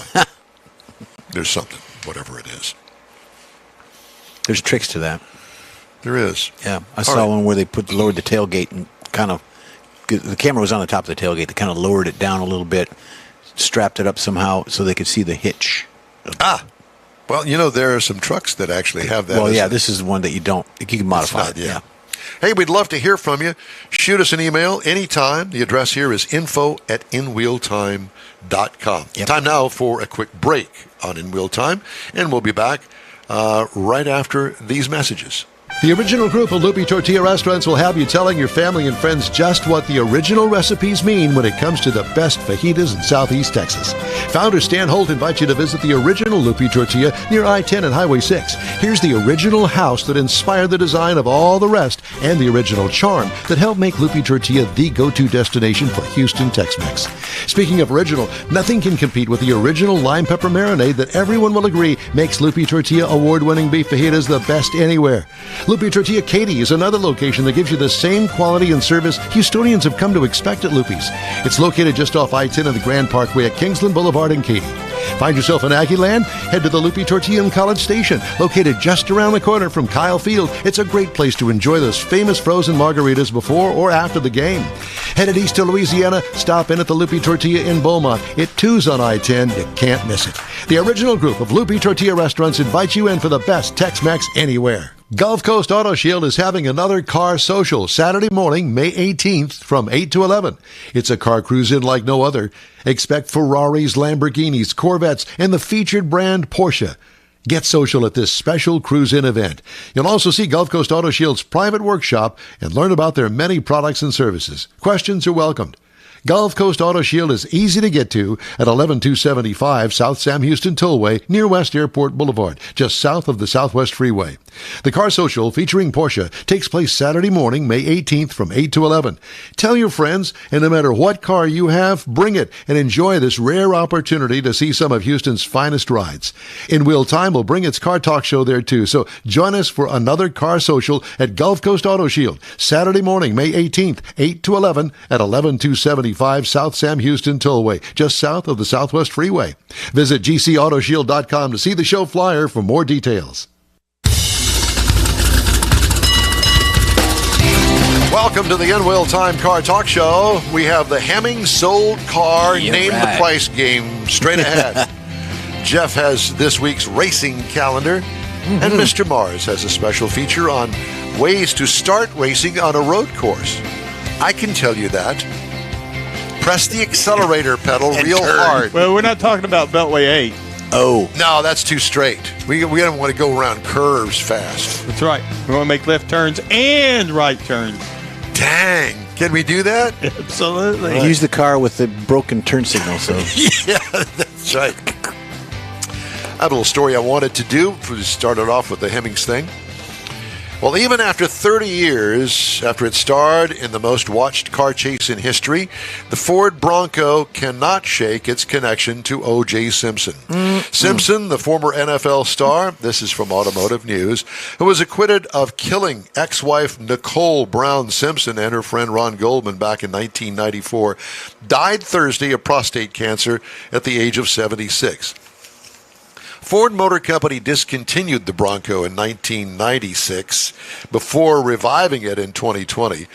The automaker accidentally scheduled the new Bronco's unveiling on Simpson's 73rd birthday before discovering the coincidence and postponing the event by a few days. Oh, boy. Whoops. Happy birthday. On Monday, Ford unveiled a Bronco blackout package to mark the solar eclipse that captivated millions of viewers across North America. Last time a Bronco was involved in an event seen by that many people, Simpson was riding in the back seat of one as police trailed him on a Los Angeles freeway at about 35 miles an hour. We all saw it. Yeah. Over You couldn't help and it. over They interrupted the and Rockets over. game. Yeah, that's right. Simpson owned, by the way, back up a minute. The infamous white 1993 Bronco XLT actually belonged to Al Cowlings. Yeah. The friend who said Simpson ordered him at gunpoint to drive him to his ex-wife's grave. Simpson owned an identical Bronco given to him by Hertz Corporation while he was working as a spokesman for the rental car company that was then owned by Ford.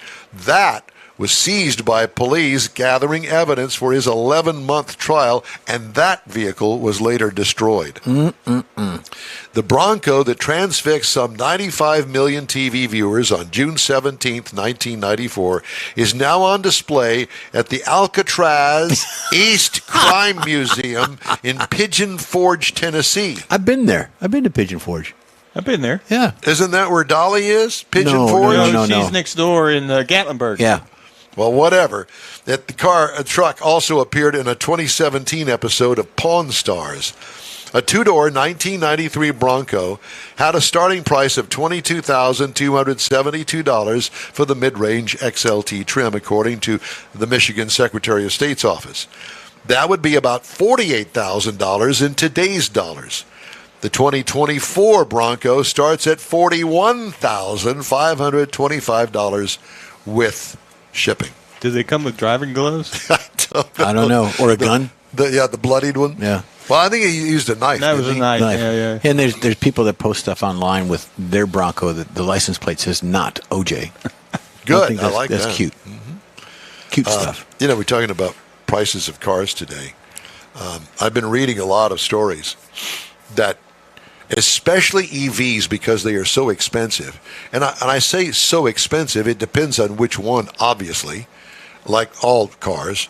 But the sweet spot, this beginning sweet spot for EVs, start about $45,000. Now, you can get one for under 30, but they don't have the range and that sort of stuff. So, Well, it depends on the tax credits, too. There's still some of those out there with that. And the tax credits Right. do, they're a part of the whole thing. But EVs are stacking up on lots, and I think that people are getting the notion that, like I did, 2.5 hours trying to find a dang public charger. Are you kidding me? One that worked.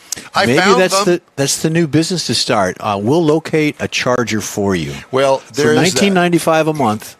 And as it was pointed out to me by my friend Joe, he said, the Tesla will tell you not only where the Yeah. charger is, but Yeah. whether it works or not. Where the car that I had, not so much. I couldn't even go online and find which chargers work. I could find chargers and where they were Right. on my phone. But one of them took me to an apartment complex not too far from here. Guess what? The gate was locked. You couldn't get in. Oh, gated community, yeah. And I'm sure it was only a level 2 charger. I can't wait that long. I need a fast charger. I need a level 3 charger, right? I want to get 80% of charge in 30 minutes. The hose is about that big around, and it weighs a jillion pounds, but I've got one For all that juice going through in there. Pasadena. Took me 30 minutes behind the Chase Bank there on South Shaver and Spencer Highway, close to that intersection. And there were other people back there, and it was a brand new EVgo, which I've got a card for, except the stupid one up here doesn't work. Now, you need to really tell us how you feel about this. No. But he's right. I mean, we had a dealership they built a new facility here about a year ago, and they added a charging station there. But it's a level 2. That's not, no. You got a level 2. If you've got an EV, you've got one in your house, probably. You had to pay $1,200, $1,500 Whatever to the have case, it yeah. installed. Yeah, put in, but it's right. like putting it in the dryer socket. Yeah. As opposed to the 110 that you have on the outside of the front patio. For your lamp or whatever. Yeah. So you don't want that, because I let that thing charge for 36 hours solid without driving the car. You know how many miles it put on the battery? 30. Wow. 30 miles. That's how far it is from me to get to work, 30 miles. And I think the last one I had that I tried to do that with, I looked online at the owner's manual, and it would tell you you're going to have to be 30, 35, 38 hours to get this much if you're charging it on 110. It's in the book, small print, but they'll tell you that that's exactly what it'll take. They don't tell you that on the advertisements. No thanks. I'm good. Nope. And here's a question that I guess hasn't been asked, or nobody has written a story about it. So let's just say, for instance, Joe, my friend that has the Tesla, he's got another year to go on the lease. He told me, he says, I'm not buying another one. I love the car, but the charging, the internet work on the freeways and wherever, like he goes to back and forth to San Antonio a lot. It's a total pain. He could make it the entire way, but when he got there, he would have absolutely no charge. And the problem no is, transportation when he's there. And the problem is, if he gets stuck at a traffic jam, he's screwed. Oh, absolutely. And so he said, I stop. There's a place apparently outside of San Antonio, between Houston and San Antonio, that he stops, and he can get a fast charge there. He doesn't top it off or anything, but he gets enough to get him where he's going so he can plug the thing in. He's got a fast charging station where he goes in San Antonio. But why do you have to do that? With the gasoline car, I can go right down here to the 7-Eleven, fill it up, 5 minutes. If I got to go to the bathroom or I want a Coke or whatever, it's there. 5 minutes, I'm out. I'm gone. I'm done. Yeah. And the other thing is, every unleaded pump will fit into my truck. No matter what station it is, they all You don't need a fit. special nozzle, do you? No, I don't. Okay. Hemmings sold cars Roundup. We got a scorecard? You got to have a scorecard. I'll let you keep the score. All right. So I give the boys the car, and they guess how much it sold for on Hemmings' weekly sold cars roundup. Now, preface this by saying, most of the cars look great. You don't know the rust factor. You don't know how many miles it's got on it. I could dig down into it, but I don't want to belabor all of this. Let's just go and have some fun with a 1981 Cadillac Coupe de Ville. You're Coupe. starting off with Jeff's car here. Yes, 81? I actually owned one. It was a little bit older, but it's the same body style. I love that car. This is an 81 Cadillac Coupe de Ville. What did it sell for? $12,000. No, I'm $12,000? going for 8. $8,000? Well, let's split the difference. It went for 10. Well, nobody got that one. Okay. Well, you're closer. We'll give that one to you. Maybe the only one I get. Here's an odd one. Well, we're speaking of Cadillacs. Oh. A 1975 Cadillac. Oh. So 6 years younger than the one sold for $10,000. A 75 Cadillac Coupe de Ville. How much did that sell for? I'm going to go 12,000. No, I'm going to stay down around my 8. 'Cause that was some serious slog. $30,975. Oh, nobody got that one. It's probably one of those, little old Florida couple that drove it back and forth to church and the grocery store. and Blue that was it. velour, all puffy seats. That's what I would guess. But a 75, yeah. it looks brand new. Yeah, Man. I would drive it. 30 grand. Okay. Here's one for everybody that we can all relate to.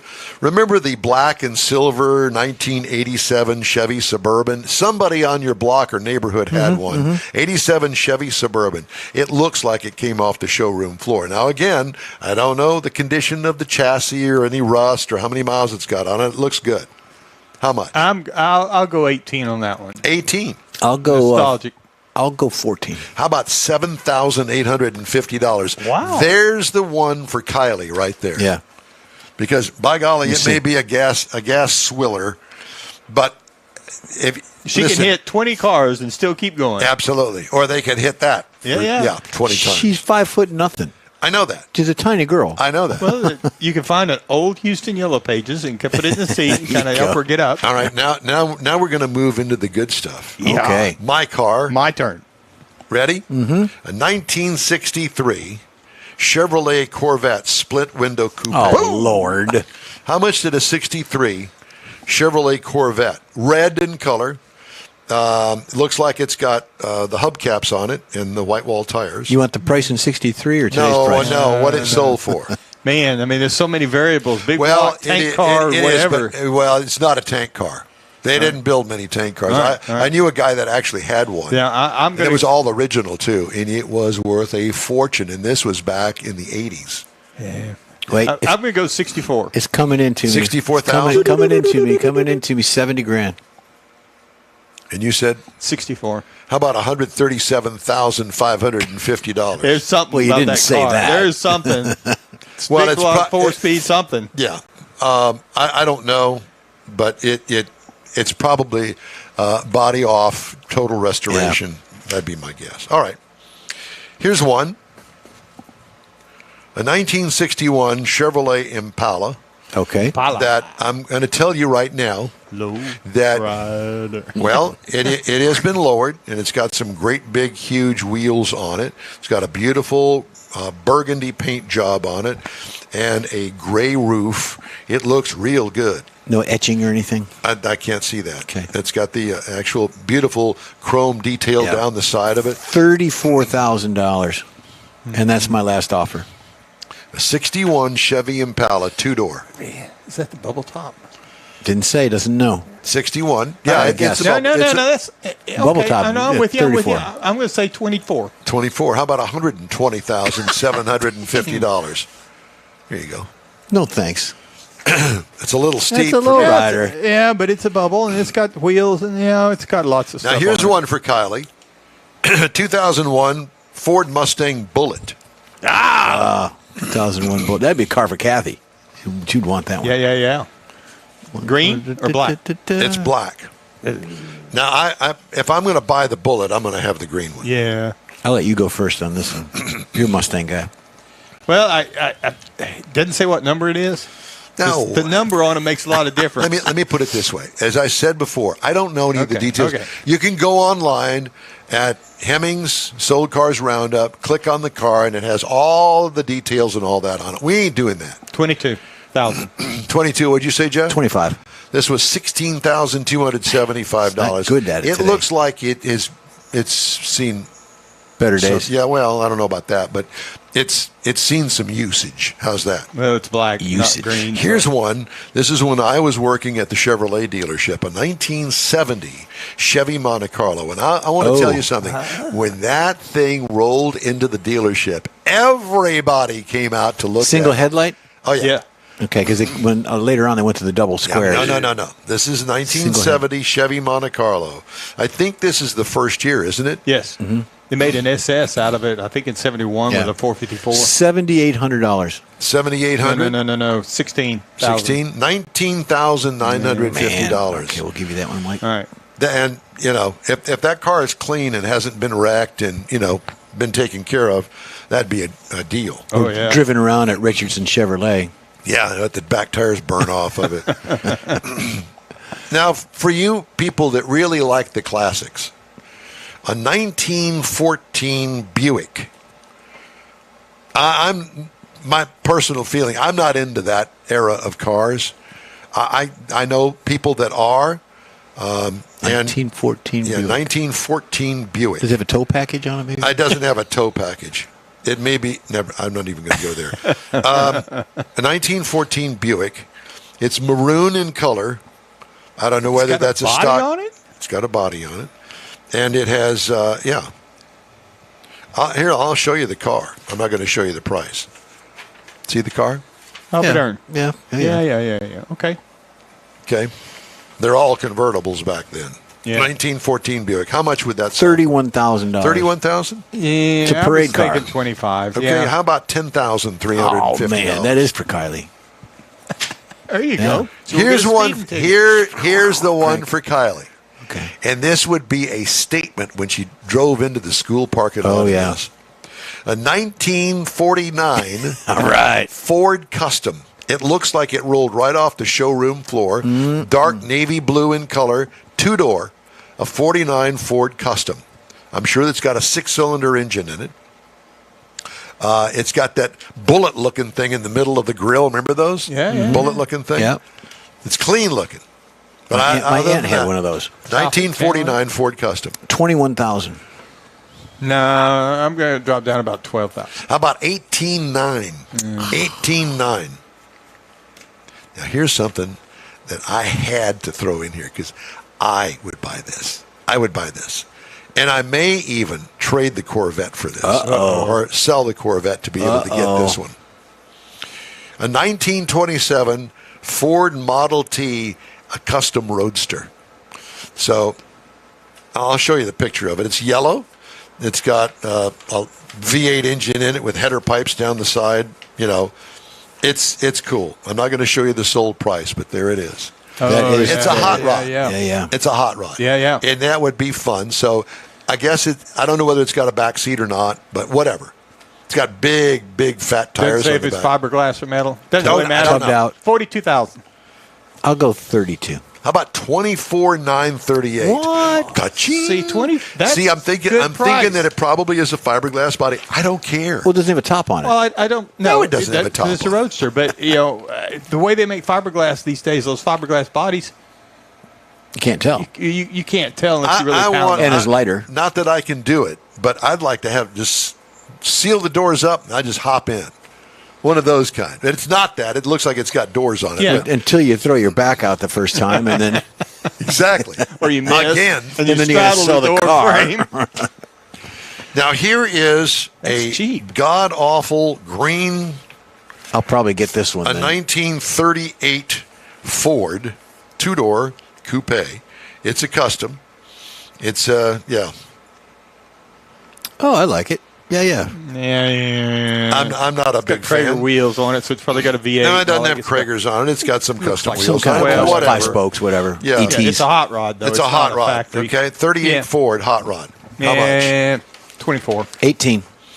29.4. Yeah, but boy, I'll tell you what. That hot rod, that yellow hot rod. Yeah, the 27. I'm not a big fan of 27s, but that one looked good. I don't care. I need a It's just top on it. Yeah, I know. No. Drive it in the The rain. 27's got a little different trunk curve on it. If you look Whatever. at some Wait of a them. minute. Let's back this up. He's the guy that doesn't like sunroofs, likes cloth interior, doesn't like convertibles, and he's going to get a Roadster? That's what he said. I like the car. He didn't say he's going to drive it. Well, I don't drive the one that You I've seen got. what there. that Yeah, you do. LA8 You drive in it. Oh. You drive that.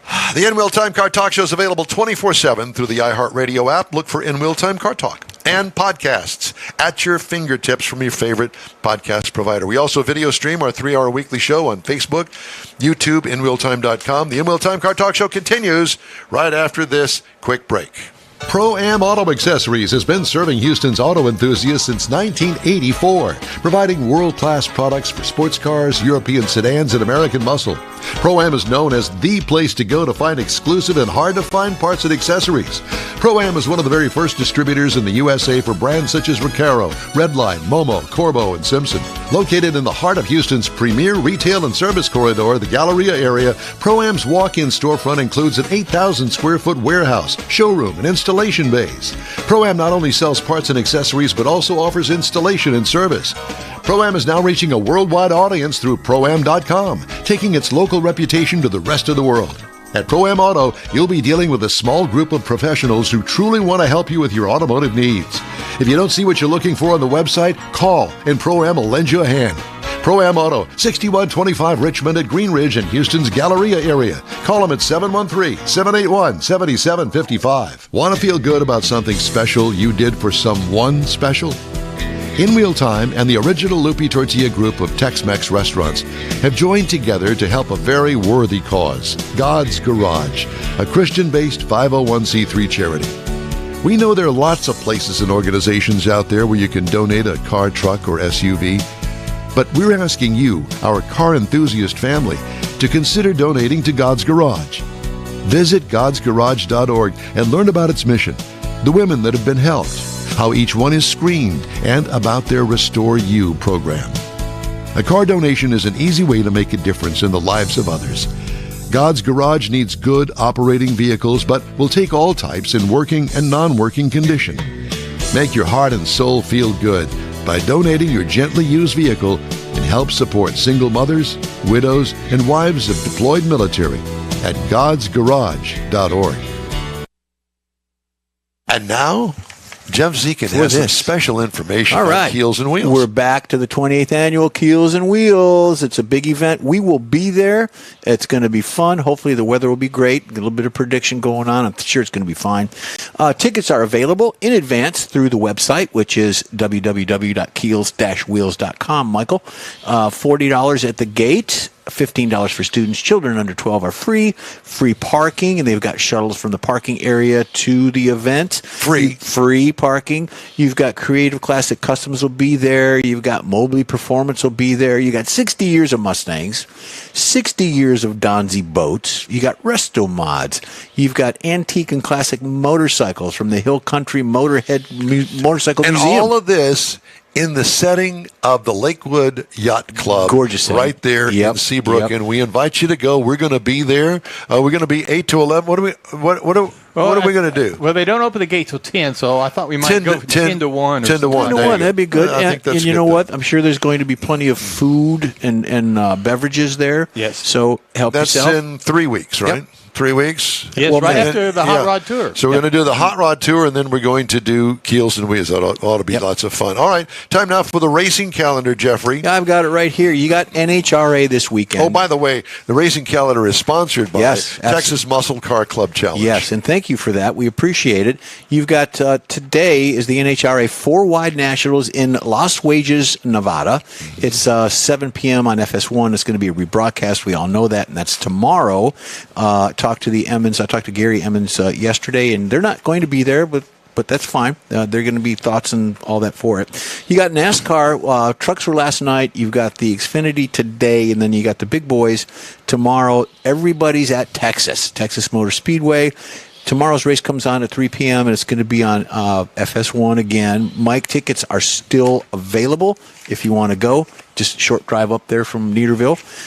You've got Formula One going on next week. They do their Tuesday through weekend event. You've got a lot of time trials. And Where is that going to be? That is going, I do have that. Let me flip the page here. It's going to be on a racetrack. And it's going to be in Shanghai. Shanghai. I've gotten Shanghai. Yeah, you've gotten Shanghai. Is that Northern California? Got to wash that man right out of my hair. It's going to be Lenovo Chinese Grand Prix. That's what it's called. All right. So there you go. All right, Mr. Mars has a special feature now on ways to start racing on a road course. Speaking of that, we're going to segue into that because a lot of times people, boys in particular grow up. Girls do too, some, but everybody thinks about being a race car driver when you're growing up. Mm-hmm. Well, you get a little bit older, and you're trying to figure out really how to do it. We'll talk about drag racing next week, but a road course, if you want to go road racing, like the Road Course of America or COTA, you want to go race someplace like that kind of racing, where do you start? Yeah, well, that's not there. No, but one of the easiest places to start is with an autocross. Now, if you're not familiar with autocross, a lot of places, little car clubs, will set up in a parking lot, and they'll set out cones that you can run through by yourself. It's not door-to-door racing or anything, and it's timed, and you just basically race against yourself, or you may be in a ladder of events. And if you're not familiar with any of the terms, and if you're a little nervous about going out there cold and never seen it, then you can go to the Sports Car Club of America. Yeah, SCCA. Yeah. They have got a section in there about autocrossing that you can actually go into and get familiar with the terminology of what you're getting to. So when somebody starts talking to you about getting your car registered or classifications or modifications, things like that, you'll have an idea what they're talking about. And they also there's actually some classes you can sign up for about autocrossing. They'll take you through the whole process. And because they do have some sanctioned autocross events that are bigger, a lot of people are actually build cars for that. Yes. And but if you're really just looking to get started in it, then you find your local club, and you can go out there and practice and try it out in a parking lot with your car, I will tell you that back when I had the original Corvette, the 77, about 1979 or so, the Corvette Club that I was in at the time, they had an autocross set up at the old Budweiser Brewery in the parking lot of the Budweiser Brewery. And it was across the street from the brewery. And it was all wide open. They didn't have any of the bump stops in there or anything like that. It was all coned off. Right. And it was a first gear race. So it wasn't real fast. Right. But lots of tight turns, Yeah. back and forth and that sort of stuff. And the goal was, and I'd never done it before in my life, so I got a guy, Bob Fitch was his name, and he had a car set up for this. And lucky me, I asked him, I said, would you please show me how to do this? And he said, yes, I will. He said, but you're going to drive it. I said, okay. Well, why don't I ride with you first, Bob? He says, okay. So we got in his car. Obviously, his car was set up to Right. Yeah. and he showed me the fine aspects of doing it with this back and forth. You never cross your arms. Right. It's all back and forth. Right. But the nuances of doing it, autocross. And then he says, okay, now let's get in your car. You get behind your wheel, and I will guide you through it. And so he helped me. And It was a great learning experience. It was a no-pressure deal. Every car that went on there was timed, so you could tell whether or not you were gaining on your better times throughout the day. Improving, yeah. And I did, and it was a lot of fun. It was a full-day event. We had sandwiches and soft drinks and stuff like that. But what a great way to get exposed to something like that. Yeah, it's a great learning experience. You don't, if you mess up and you hit a cone, well, it's no big deal. You're generally not going to dent your car or anything with something like that. And it's not that expensive. Generally, $25, $50 a day, depending on where it is and how involved it is. And you'll generally see some cars that are prepped. Some of the guys that have taken for example, a Miata, and they've gone and they've changed the tires on it, and they've actually done some work to it.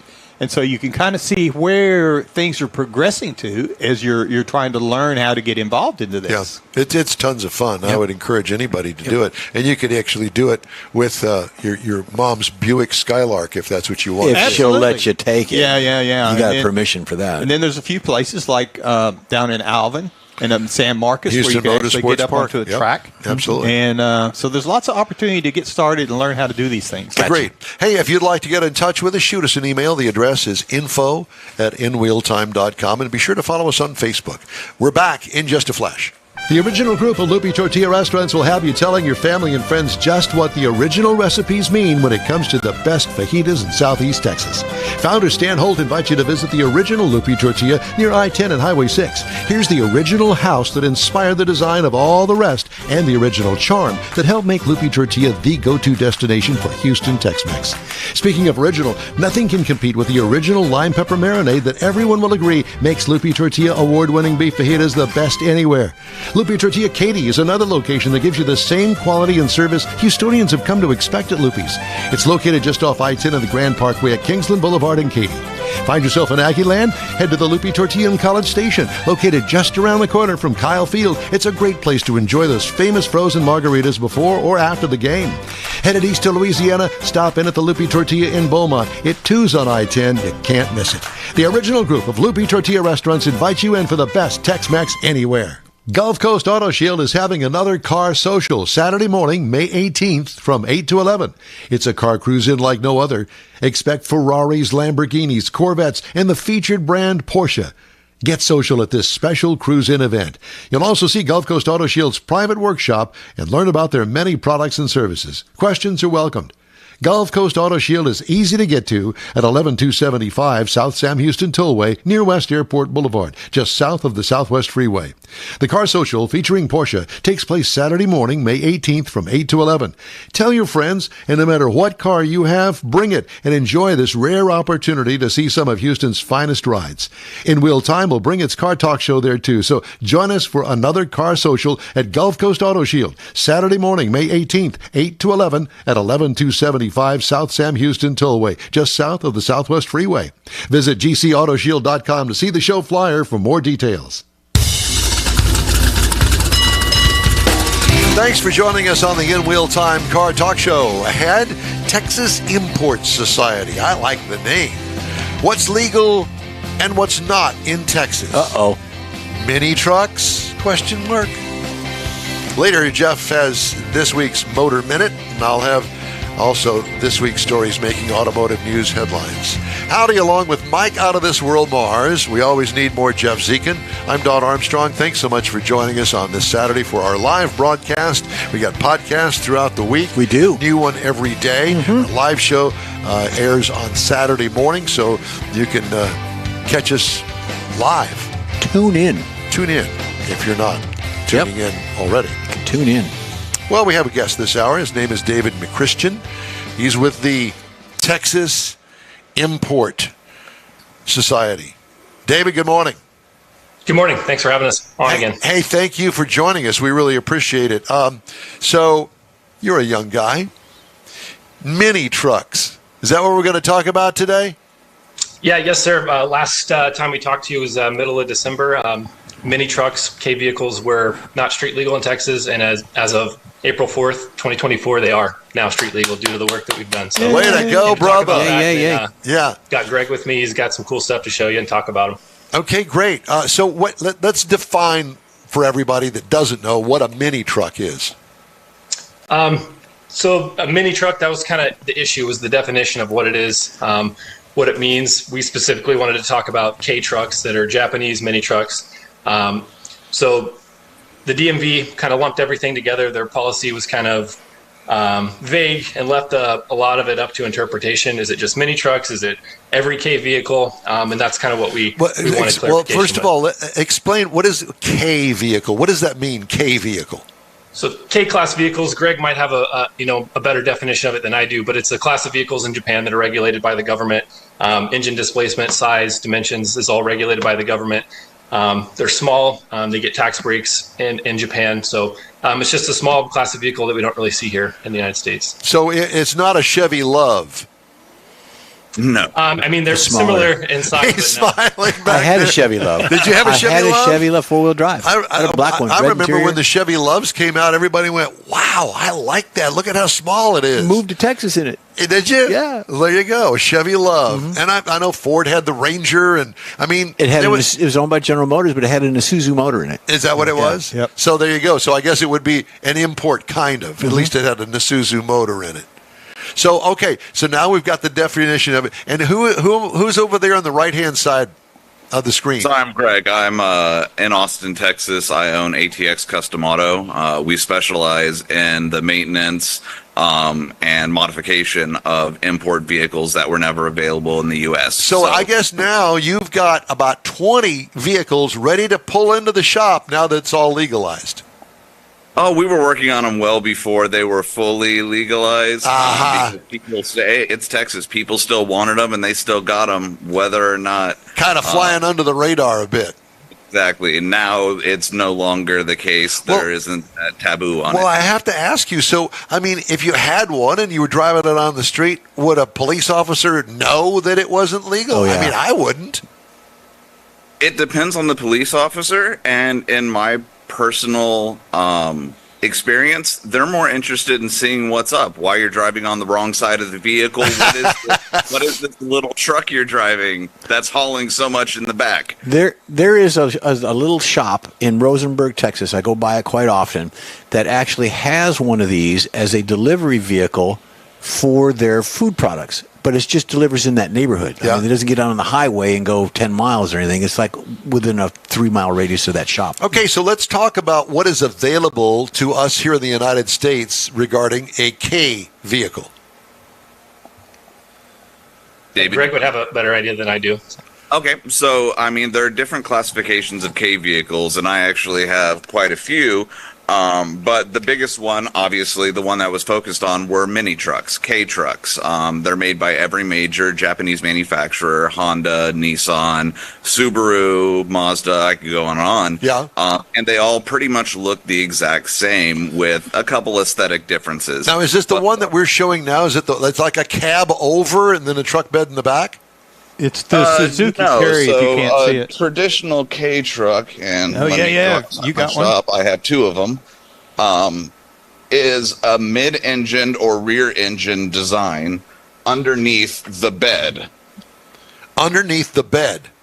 Yeah, underneath the bed of the truck. How do you work on the motor if it's underneath the bed? Carefully. So here is your traditional K truck. Okay. It's a small truck. It's about 10 feet long. You have your engine access panel right there. Got Or it. anything on the top of it. And everything below is very nice and easy to work on. I have one up on the lift as well, doing a full transmission change on it. Now, okay, so what is the one that you just showed us? Who makes that one? So that one is a Honda Acti, and that's probably the most known name when it comes to K trucks, because there have been tons of stories done about them specifically. Can you buy a new one? So that's where it gets into the federal regulation. Yes, you can buy a new one in Japan. However, since it has to hit the 25-year mark before we can bring it over to America and import it legally, not really. Gotcha. So I'm not good at math, but I guess we can all do the math. We're looking at about a 1999. Correct. Got it. is the newest one, and that was actually the start of a new generation of a lot of the mini trucks. So a lot of different face styles of the trucks will be starting to poke their heads out as well. See, I would call that a cab over. It's a cab over to me design because Similar, yeah. you're right up front, actually Yeah. in front of, your legs are in front of the front wheels. Mm-hmm. Yeah. You're on top of the front axle on mini trucks. Okay, gotcha. And so, explain to me, if you can, why they would put the engine in the back. Was it for the price point? Why would they put it was not for the price point, but economics in terms of delivery and fuel economy. Having the engine right there, it's similar to a front-wheel drive car. You have the engine and you have the power being transferred directly to the wheels without the need for a drive shaft or a transfer case, things like that. So mechanically, it makes more sense, especially because of the K regulations that David had already brought into play. All of these vehicles are limited to a 658 cubic centimeter engine or smaller. like a motorcycle engine? Pretty much, yes. So It's So there's no essentially the four-wheel same drive. engine. Yeah, there are 4-wheel drive ones, yeah? but they are less fuel economy. So those you're- were geared more towards farm trucks and commercial use. You're in Austin. Where is David at? I'm just north of Houston. Okay. I could tell. You're a lot closer. So with your shop, I mean, you're open 7 days a week, 5 days a week. It looks like you got a pretty big space there with a lot of other things going on. Yeah, I'm open pretty much by appointment, and it all depends on what the customer needs. It could be 7 days a week. It could be 10 p.m. on a Friday night that they want to drop off their car. Just like this R34 Skyline that just got dropped off yesterday. Oh So- yeah, See, those are lucky you. We work on every- So you guys are all about the import stuff. Well, look at his shirt. Did you see his shirt? All things Z, ADM. There you go. So I can't buy a new one. So can you facilitate the purchase of one for me?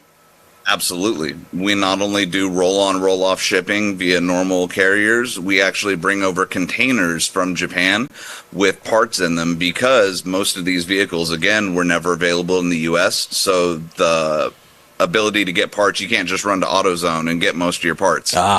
So we'll bring them in a container. And so we have stock of parts and are able to distribute them for either the at-home mechanic, they need the parts, they don't know where to get it, we get it for them, or they bring it in, we have them ready to go, and we're able to work on it. What's the most popular vehicle in this K line that you have? What's the most popular? What do you do the most of? I would say mini trucks are, in general, I mean, I won't specify a brand on that because there are just so many that come in.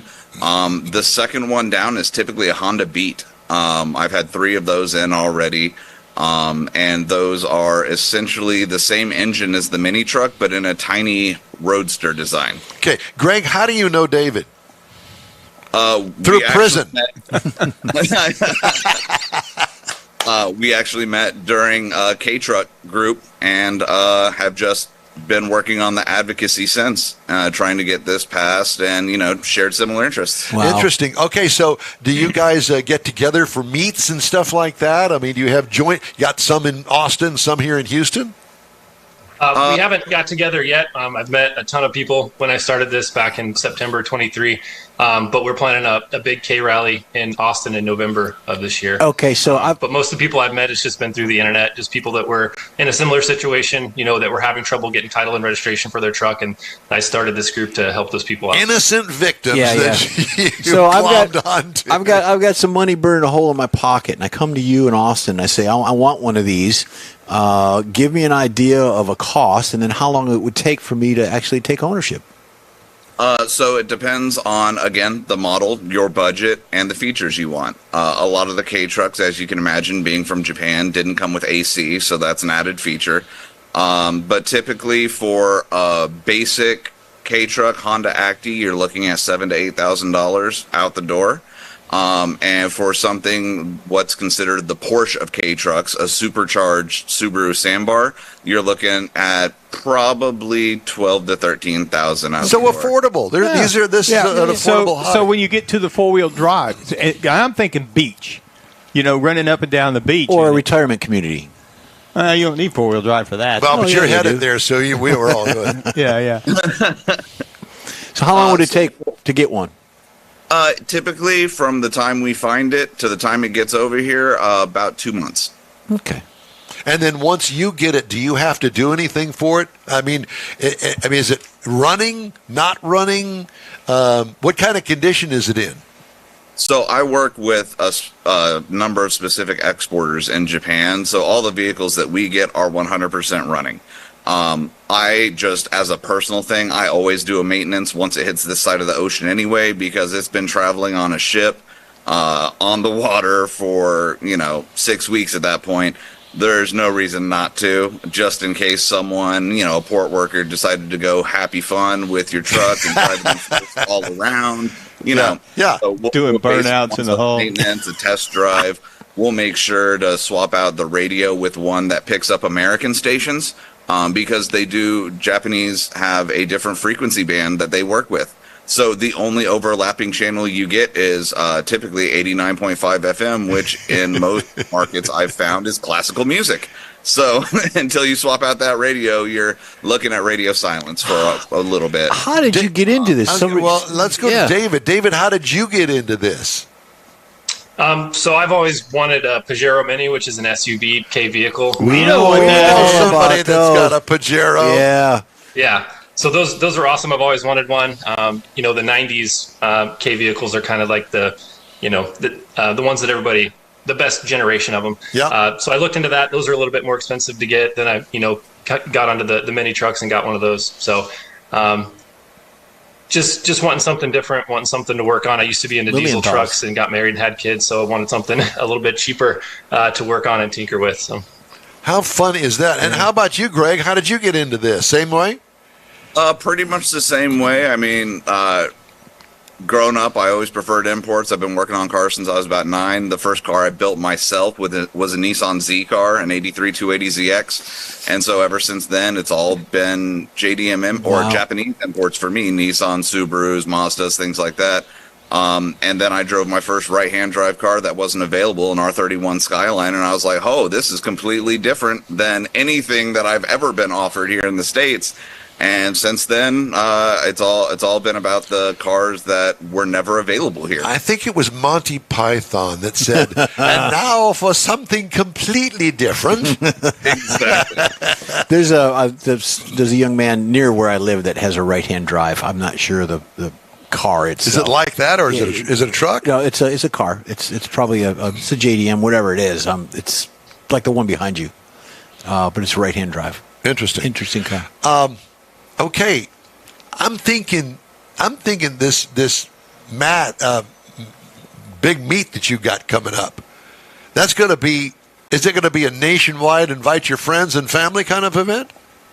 So the idea behind it was before we got this policy change at the DMV. So now, according to the DMV, they're fully street legal. There was never any legislation passed one way or the other that mentioned these trucks. So it was all regulated by DMV policy. So before the next session in 2025, we wanted to get a group together, get some publicity out, let people know what they are, what we're trying to do, and help get some just hype going out around the 2025 session and getting a bill passed to finally protect these trucks, outside of DMV policy, get a state statute passed and have a more concrete assurance that they're not going to flip-flop the policy again here in 5-6 years or whatever it is. So, well, I know that our friends, the Lilienthals, they live over on the West Coast, and they're big into the JDM, the Pajero in particular, and they have modified it, and they go camping with it and do all these crazy things with it. Nobody knows what it is. We certainly didn't know, and they've kind of schooled us on that. Absolutely. So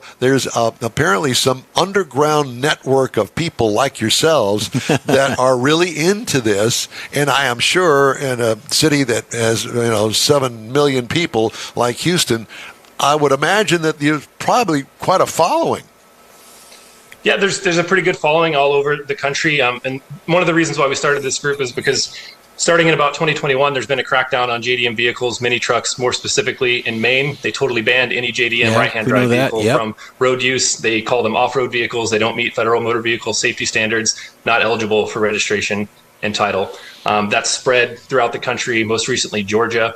They kind of have a vague policy now that pretty much limits any JDM vehicle, any right-hand drive vehicle, any vehicle that has a short VIN is their metric that they use, which would incorporate or involve, most JDM vehicles. So we wanted to get ahead of it in Texas before they started sending people letters in the mail revoking their titles and registration like they did in Maine and in Georgia. Well, I find it interesting that the government is involved in this, yet they've got right-hand drive vehicles when they deliver the mail. Yep.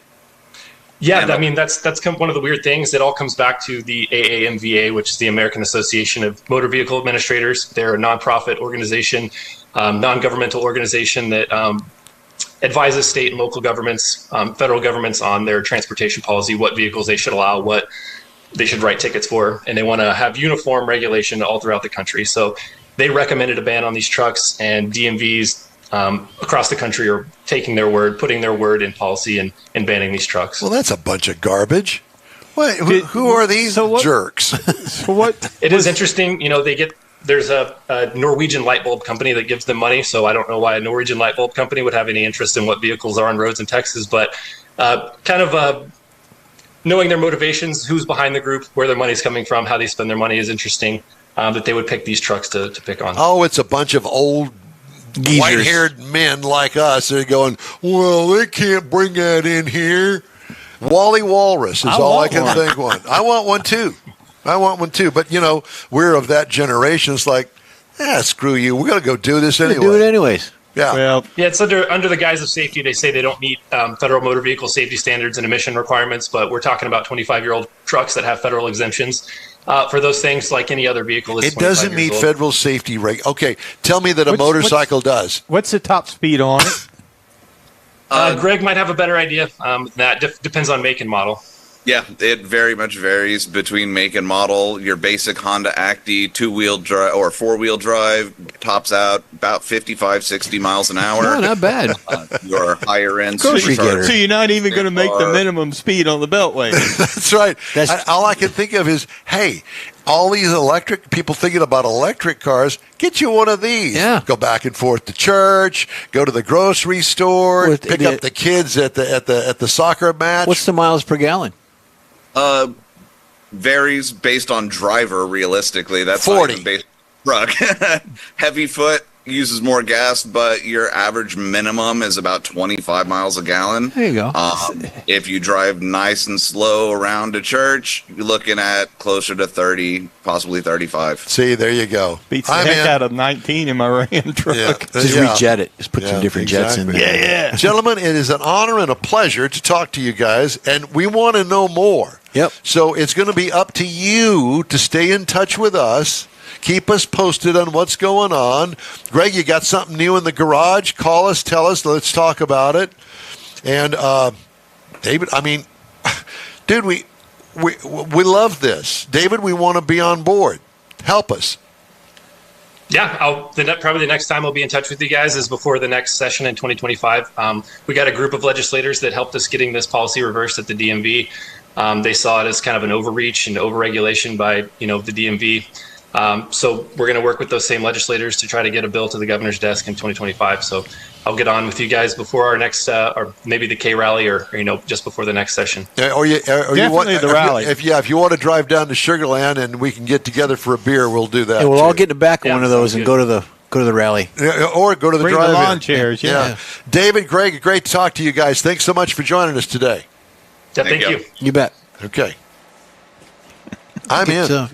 Get Patrick involved in that. We talked about going back to the real mini truck, the little subcompacts and stuff. That's about as close as you're going to get these days. It certainly is. Hey, you're on the In-Wheel Time Car Talk Show. Thanks for riding with us today. We'd love to hear from you. Shoot us an email, info@inwheeltime.com. We're going to play some commercials here, and we'll be right back, okay? So stay with us. Pro-Am Auto Accessories has been serving Houston's auto enthusiasts since 1984, providing world-class products for sports cars, European sedans, and American muscle.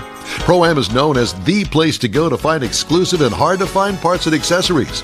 Pro-Am is one of the very first distributors in the USA for brands such as Recaro, Redline, Momo, Corbo, and Simpson. Located in the heart of Houston's premier retail and service corridor, the Galleria area, Pro-Am's walk-in storefront includes an 8,000 square foot warehouse, showroom, and installation installation bays.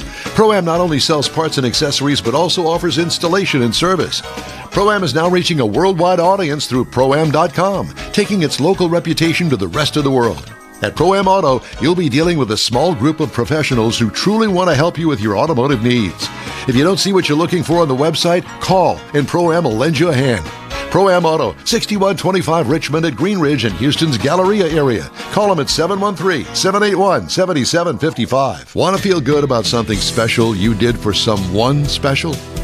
In Wheel Time and the original Lupi Tortilla group of Tex-Mex restaurants have joined together to help a very worthy cause, God's Garage, a Christian-based 501c3 charity. We know there are lots of places and organizations out there where you can donate a car, truck, or SUV, but we're asking you, our car enthusiast family, to consider donating to God's Garage. Visit godsgarage.org and learn about its mission, the women that have been helped, how each one is screened, and about their Restore You program. A car donation is an easy way to make a difference in the lives of others. God's Garage needs good operating vehicles, but will take all types in working and non-working condition. Make your heart and soul feel good by donating your gently used vehicle and help support single mothers, widows, and wives of deployed military at godsgarage.org. Okay, Keels and Wheels, 20th annual Keels and Wheels is going to be in Lakewood Yacht Club down in Seabrook, Texas. It's coming up on in May. It's going to be May 3rd through the May 5th. We've got tickets available online, $30 at keels-wheels.com, $40 at the gate, $15 for students or children. Children under 12 are free, but students are $15. Lots going on. We'll be down there. Come see us. Thank you. Come see us and save. All right. Jeff's got a new feature called the Motor Minute. Yeah, and you know how my favorite racing pastime is F1, and we've been following kind of the Andretti saga with Cadillac and motor building and everything. Well, they're not done. Andretti was given the axe. They said, no, we're not going to do that. In Formula One, you go away for a few years. You got to prove to us that you're able to do this. Well, Andretti's not done. They actually bought a new facility in the UK, Silverstone. This was last Wednesday, this is reported. Silverstone in the UK, Andretti Global formed a new business, and it's going to be for the F1 side of it. General Motors is still on board. Cadillac is still on board. They're going to have a 48,000 square foot facility in the UK, in addition to all the other things they got going on in the US. So Michael Andretti, along with Dan Torres, and he's the team president, and then JF Thorman, he is also involved. There's about 80 employees going on. They're going to build up to about 1,000 employees over the next couple of years. Oh, my gosh. And they are going for the gold. And I am 100% behind Andretti doing this, because I think the Formula One group that's running it needs to go away. You've got Toto Wolff that's part of the Mercedes and all of the decision-making. His wife, Susie Wolff, is part of another organization that they kind of trade information and not supposed to do it. So Susie, what you call her Big Bad Wolf, she's part of that, and she's actually suing one of the organizations because they want to be more involved. There's a long story behind it, but I'm 100% Andretti. I am Team Andretti for this. What are you trying to say, Jeff? I want Andretti to win. Yeah, absolutely. You know, it's funny. I was reading a story this week about NHRA Pro Stock Motorcycle. Mm-hmm. Ooh, the Vance and Hines team, Harley Davidson, pulled out, and it's a big mess. And there's all this inside stuff going on behind the scenes with who gets what motor, and we're not going to give them this motor. Mm-hmm. We're going to give this person that motor. Yeah. All this stuff going on. Well, money talks. That was back in the day of Indy racing and things, where Andretti was involved in that. Mario, where he was on a team where they were giving him like the second-hand products to run, and he got fed up and said no. He went to him, they switched it, and he started becoming a champion. So there's a lot of that garbage stuff going on. Yeah, a lot going on there behind the scenes. Mm-hmm. Hey, the In Wheel Time Car Talk Show is Available 24/7 through the iHeartRadio app.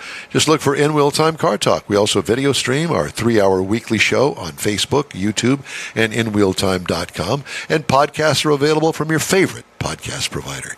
In Wheel Time Car Talk Show. We're going to wrap things up right after a quick break, so stay with us. The original group of Lupi Tortilla Restaurants will have you telling your family and friends just what the original recipes mean when it comes to the best fajitas in Southeast Texas. Founder Stan Holt invites you to visit the original Lupi Tortilla near I-10 and Highway 6. Here's the original house that inspired the design of all the rest and the original charm that helped make Lupi Tortilla the go-to destination for Houston Tex-Mex. Speaking of original, nothing can compete with the original lime pepper marinade that everyone will agree makes Lupi Tortilla award-winning beef fajitas the best anywhere. Lupi Tortilla Katy is another location that gives you the same quality and service Houstonians have come to expect at Lupi's. It's located just off I-10 and the Grand Parkway at Kingsland Boulevard in Katy. Find yourself in Aggie Land? Head to the Lupi Tortilla in College Station, located just around the corner from Kyle Field. It's a great place to enjoy those famous frozen margaritas before or after the game. Headed east to Louisiana? Stop in at the Lupi Tortilla in Beaumont. It too's on I-10. You can't miss it. The original group of Lupi Tortilla restaurants invites you in for the best Tex-Mex anywhere. Gulf Coast Auto Shield is having another car social Saturday morning, May 18th from 8 to 11. It's a car cruise-in like no other. Expect Ferraris, Lamborghinis, Corvettes, and the featured brand Porsche. Get social at this special cruise-in event. You'll also see Gulf Coast Auto Shield's private workshop and learn about their many products and services. Questions are welcomed.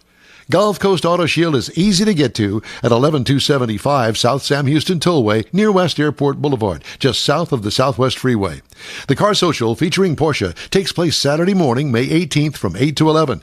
Tell your friends, and no matter what car you have, bring it and enjoy this rare opportunity to see some of Houston's finest rides. In Wheel Time will bring its Car Talk show there too, so join us for another Car Social at Gulf Coast Auto Shield, Saturday morning, May 18th, 8 to 11 at 11275 South Sam Houston Tollway, just south of the Southwest Freeway. Visit gcautoshield.com to see the show flyer for more details. Well, that sound means that's the end of the show. What? That's it for this week's In Wheel Time Car Talk Show. Here is your invitation to follow us on Facebook. Give us a like, tell your friends about us, and share our stuff, if you would please. We'll keep you posted on all things automotive all week long, including interviews, new car reviews, upcoming events, cruise-ins, racing, manufacturer, and car, truck, and SUV news. We are all things automotive. Yep. When you're looking for award-winning talk, Sunday through Friday, since we're live on Saturdays, you can find the In Wheel Time Car Talk Show 24/7 via the iHeartRadio app. Daily 30-minute podcasts available from your favorite streaming provider. We post a new episode every day. And don't forget, as I mentioned, we live stream this show on Facebook, YouTube, and InWheelTime.com every Saturday, 8 to 11 a.m. Central Time. The In Wheel Time Sales, Marketing, and Video Technical Director is we always need more Jeff Zekin. For booking agent, video editor, and part-time mani-pedi expert, Mike Out of This World Mars. And Chief Engineer David Ainsley, I'm Don Armstrong. We hope you join us next week for another exciting, live, award-winning production of the In Wheel Time Car Talk Show, April 20th, 8 to 11 a.m. on all of our In Wheel Time Car Talk outlets.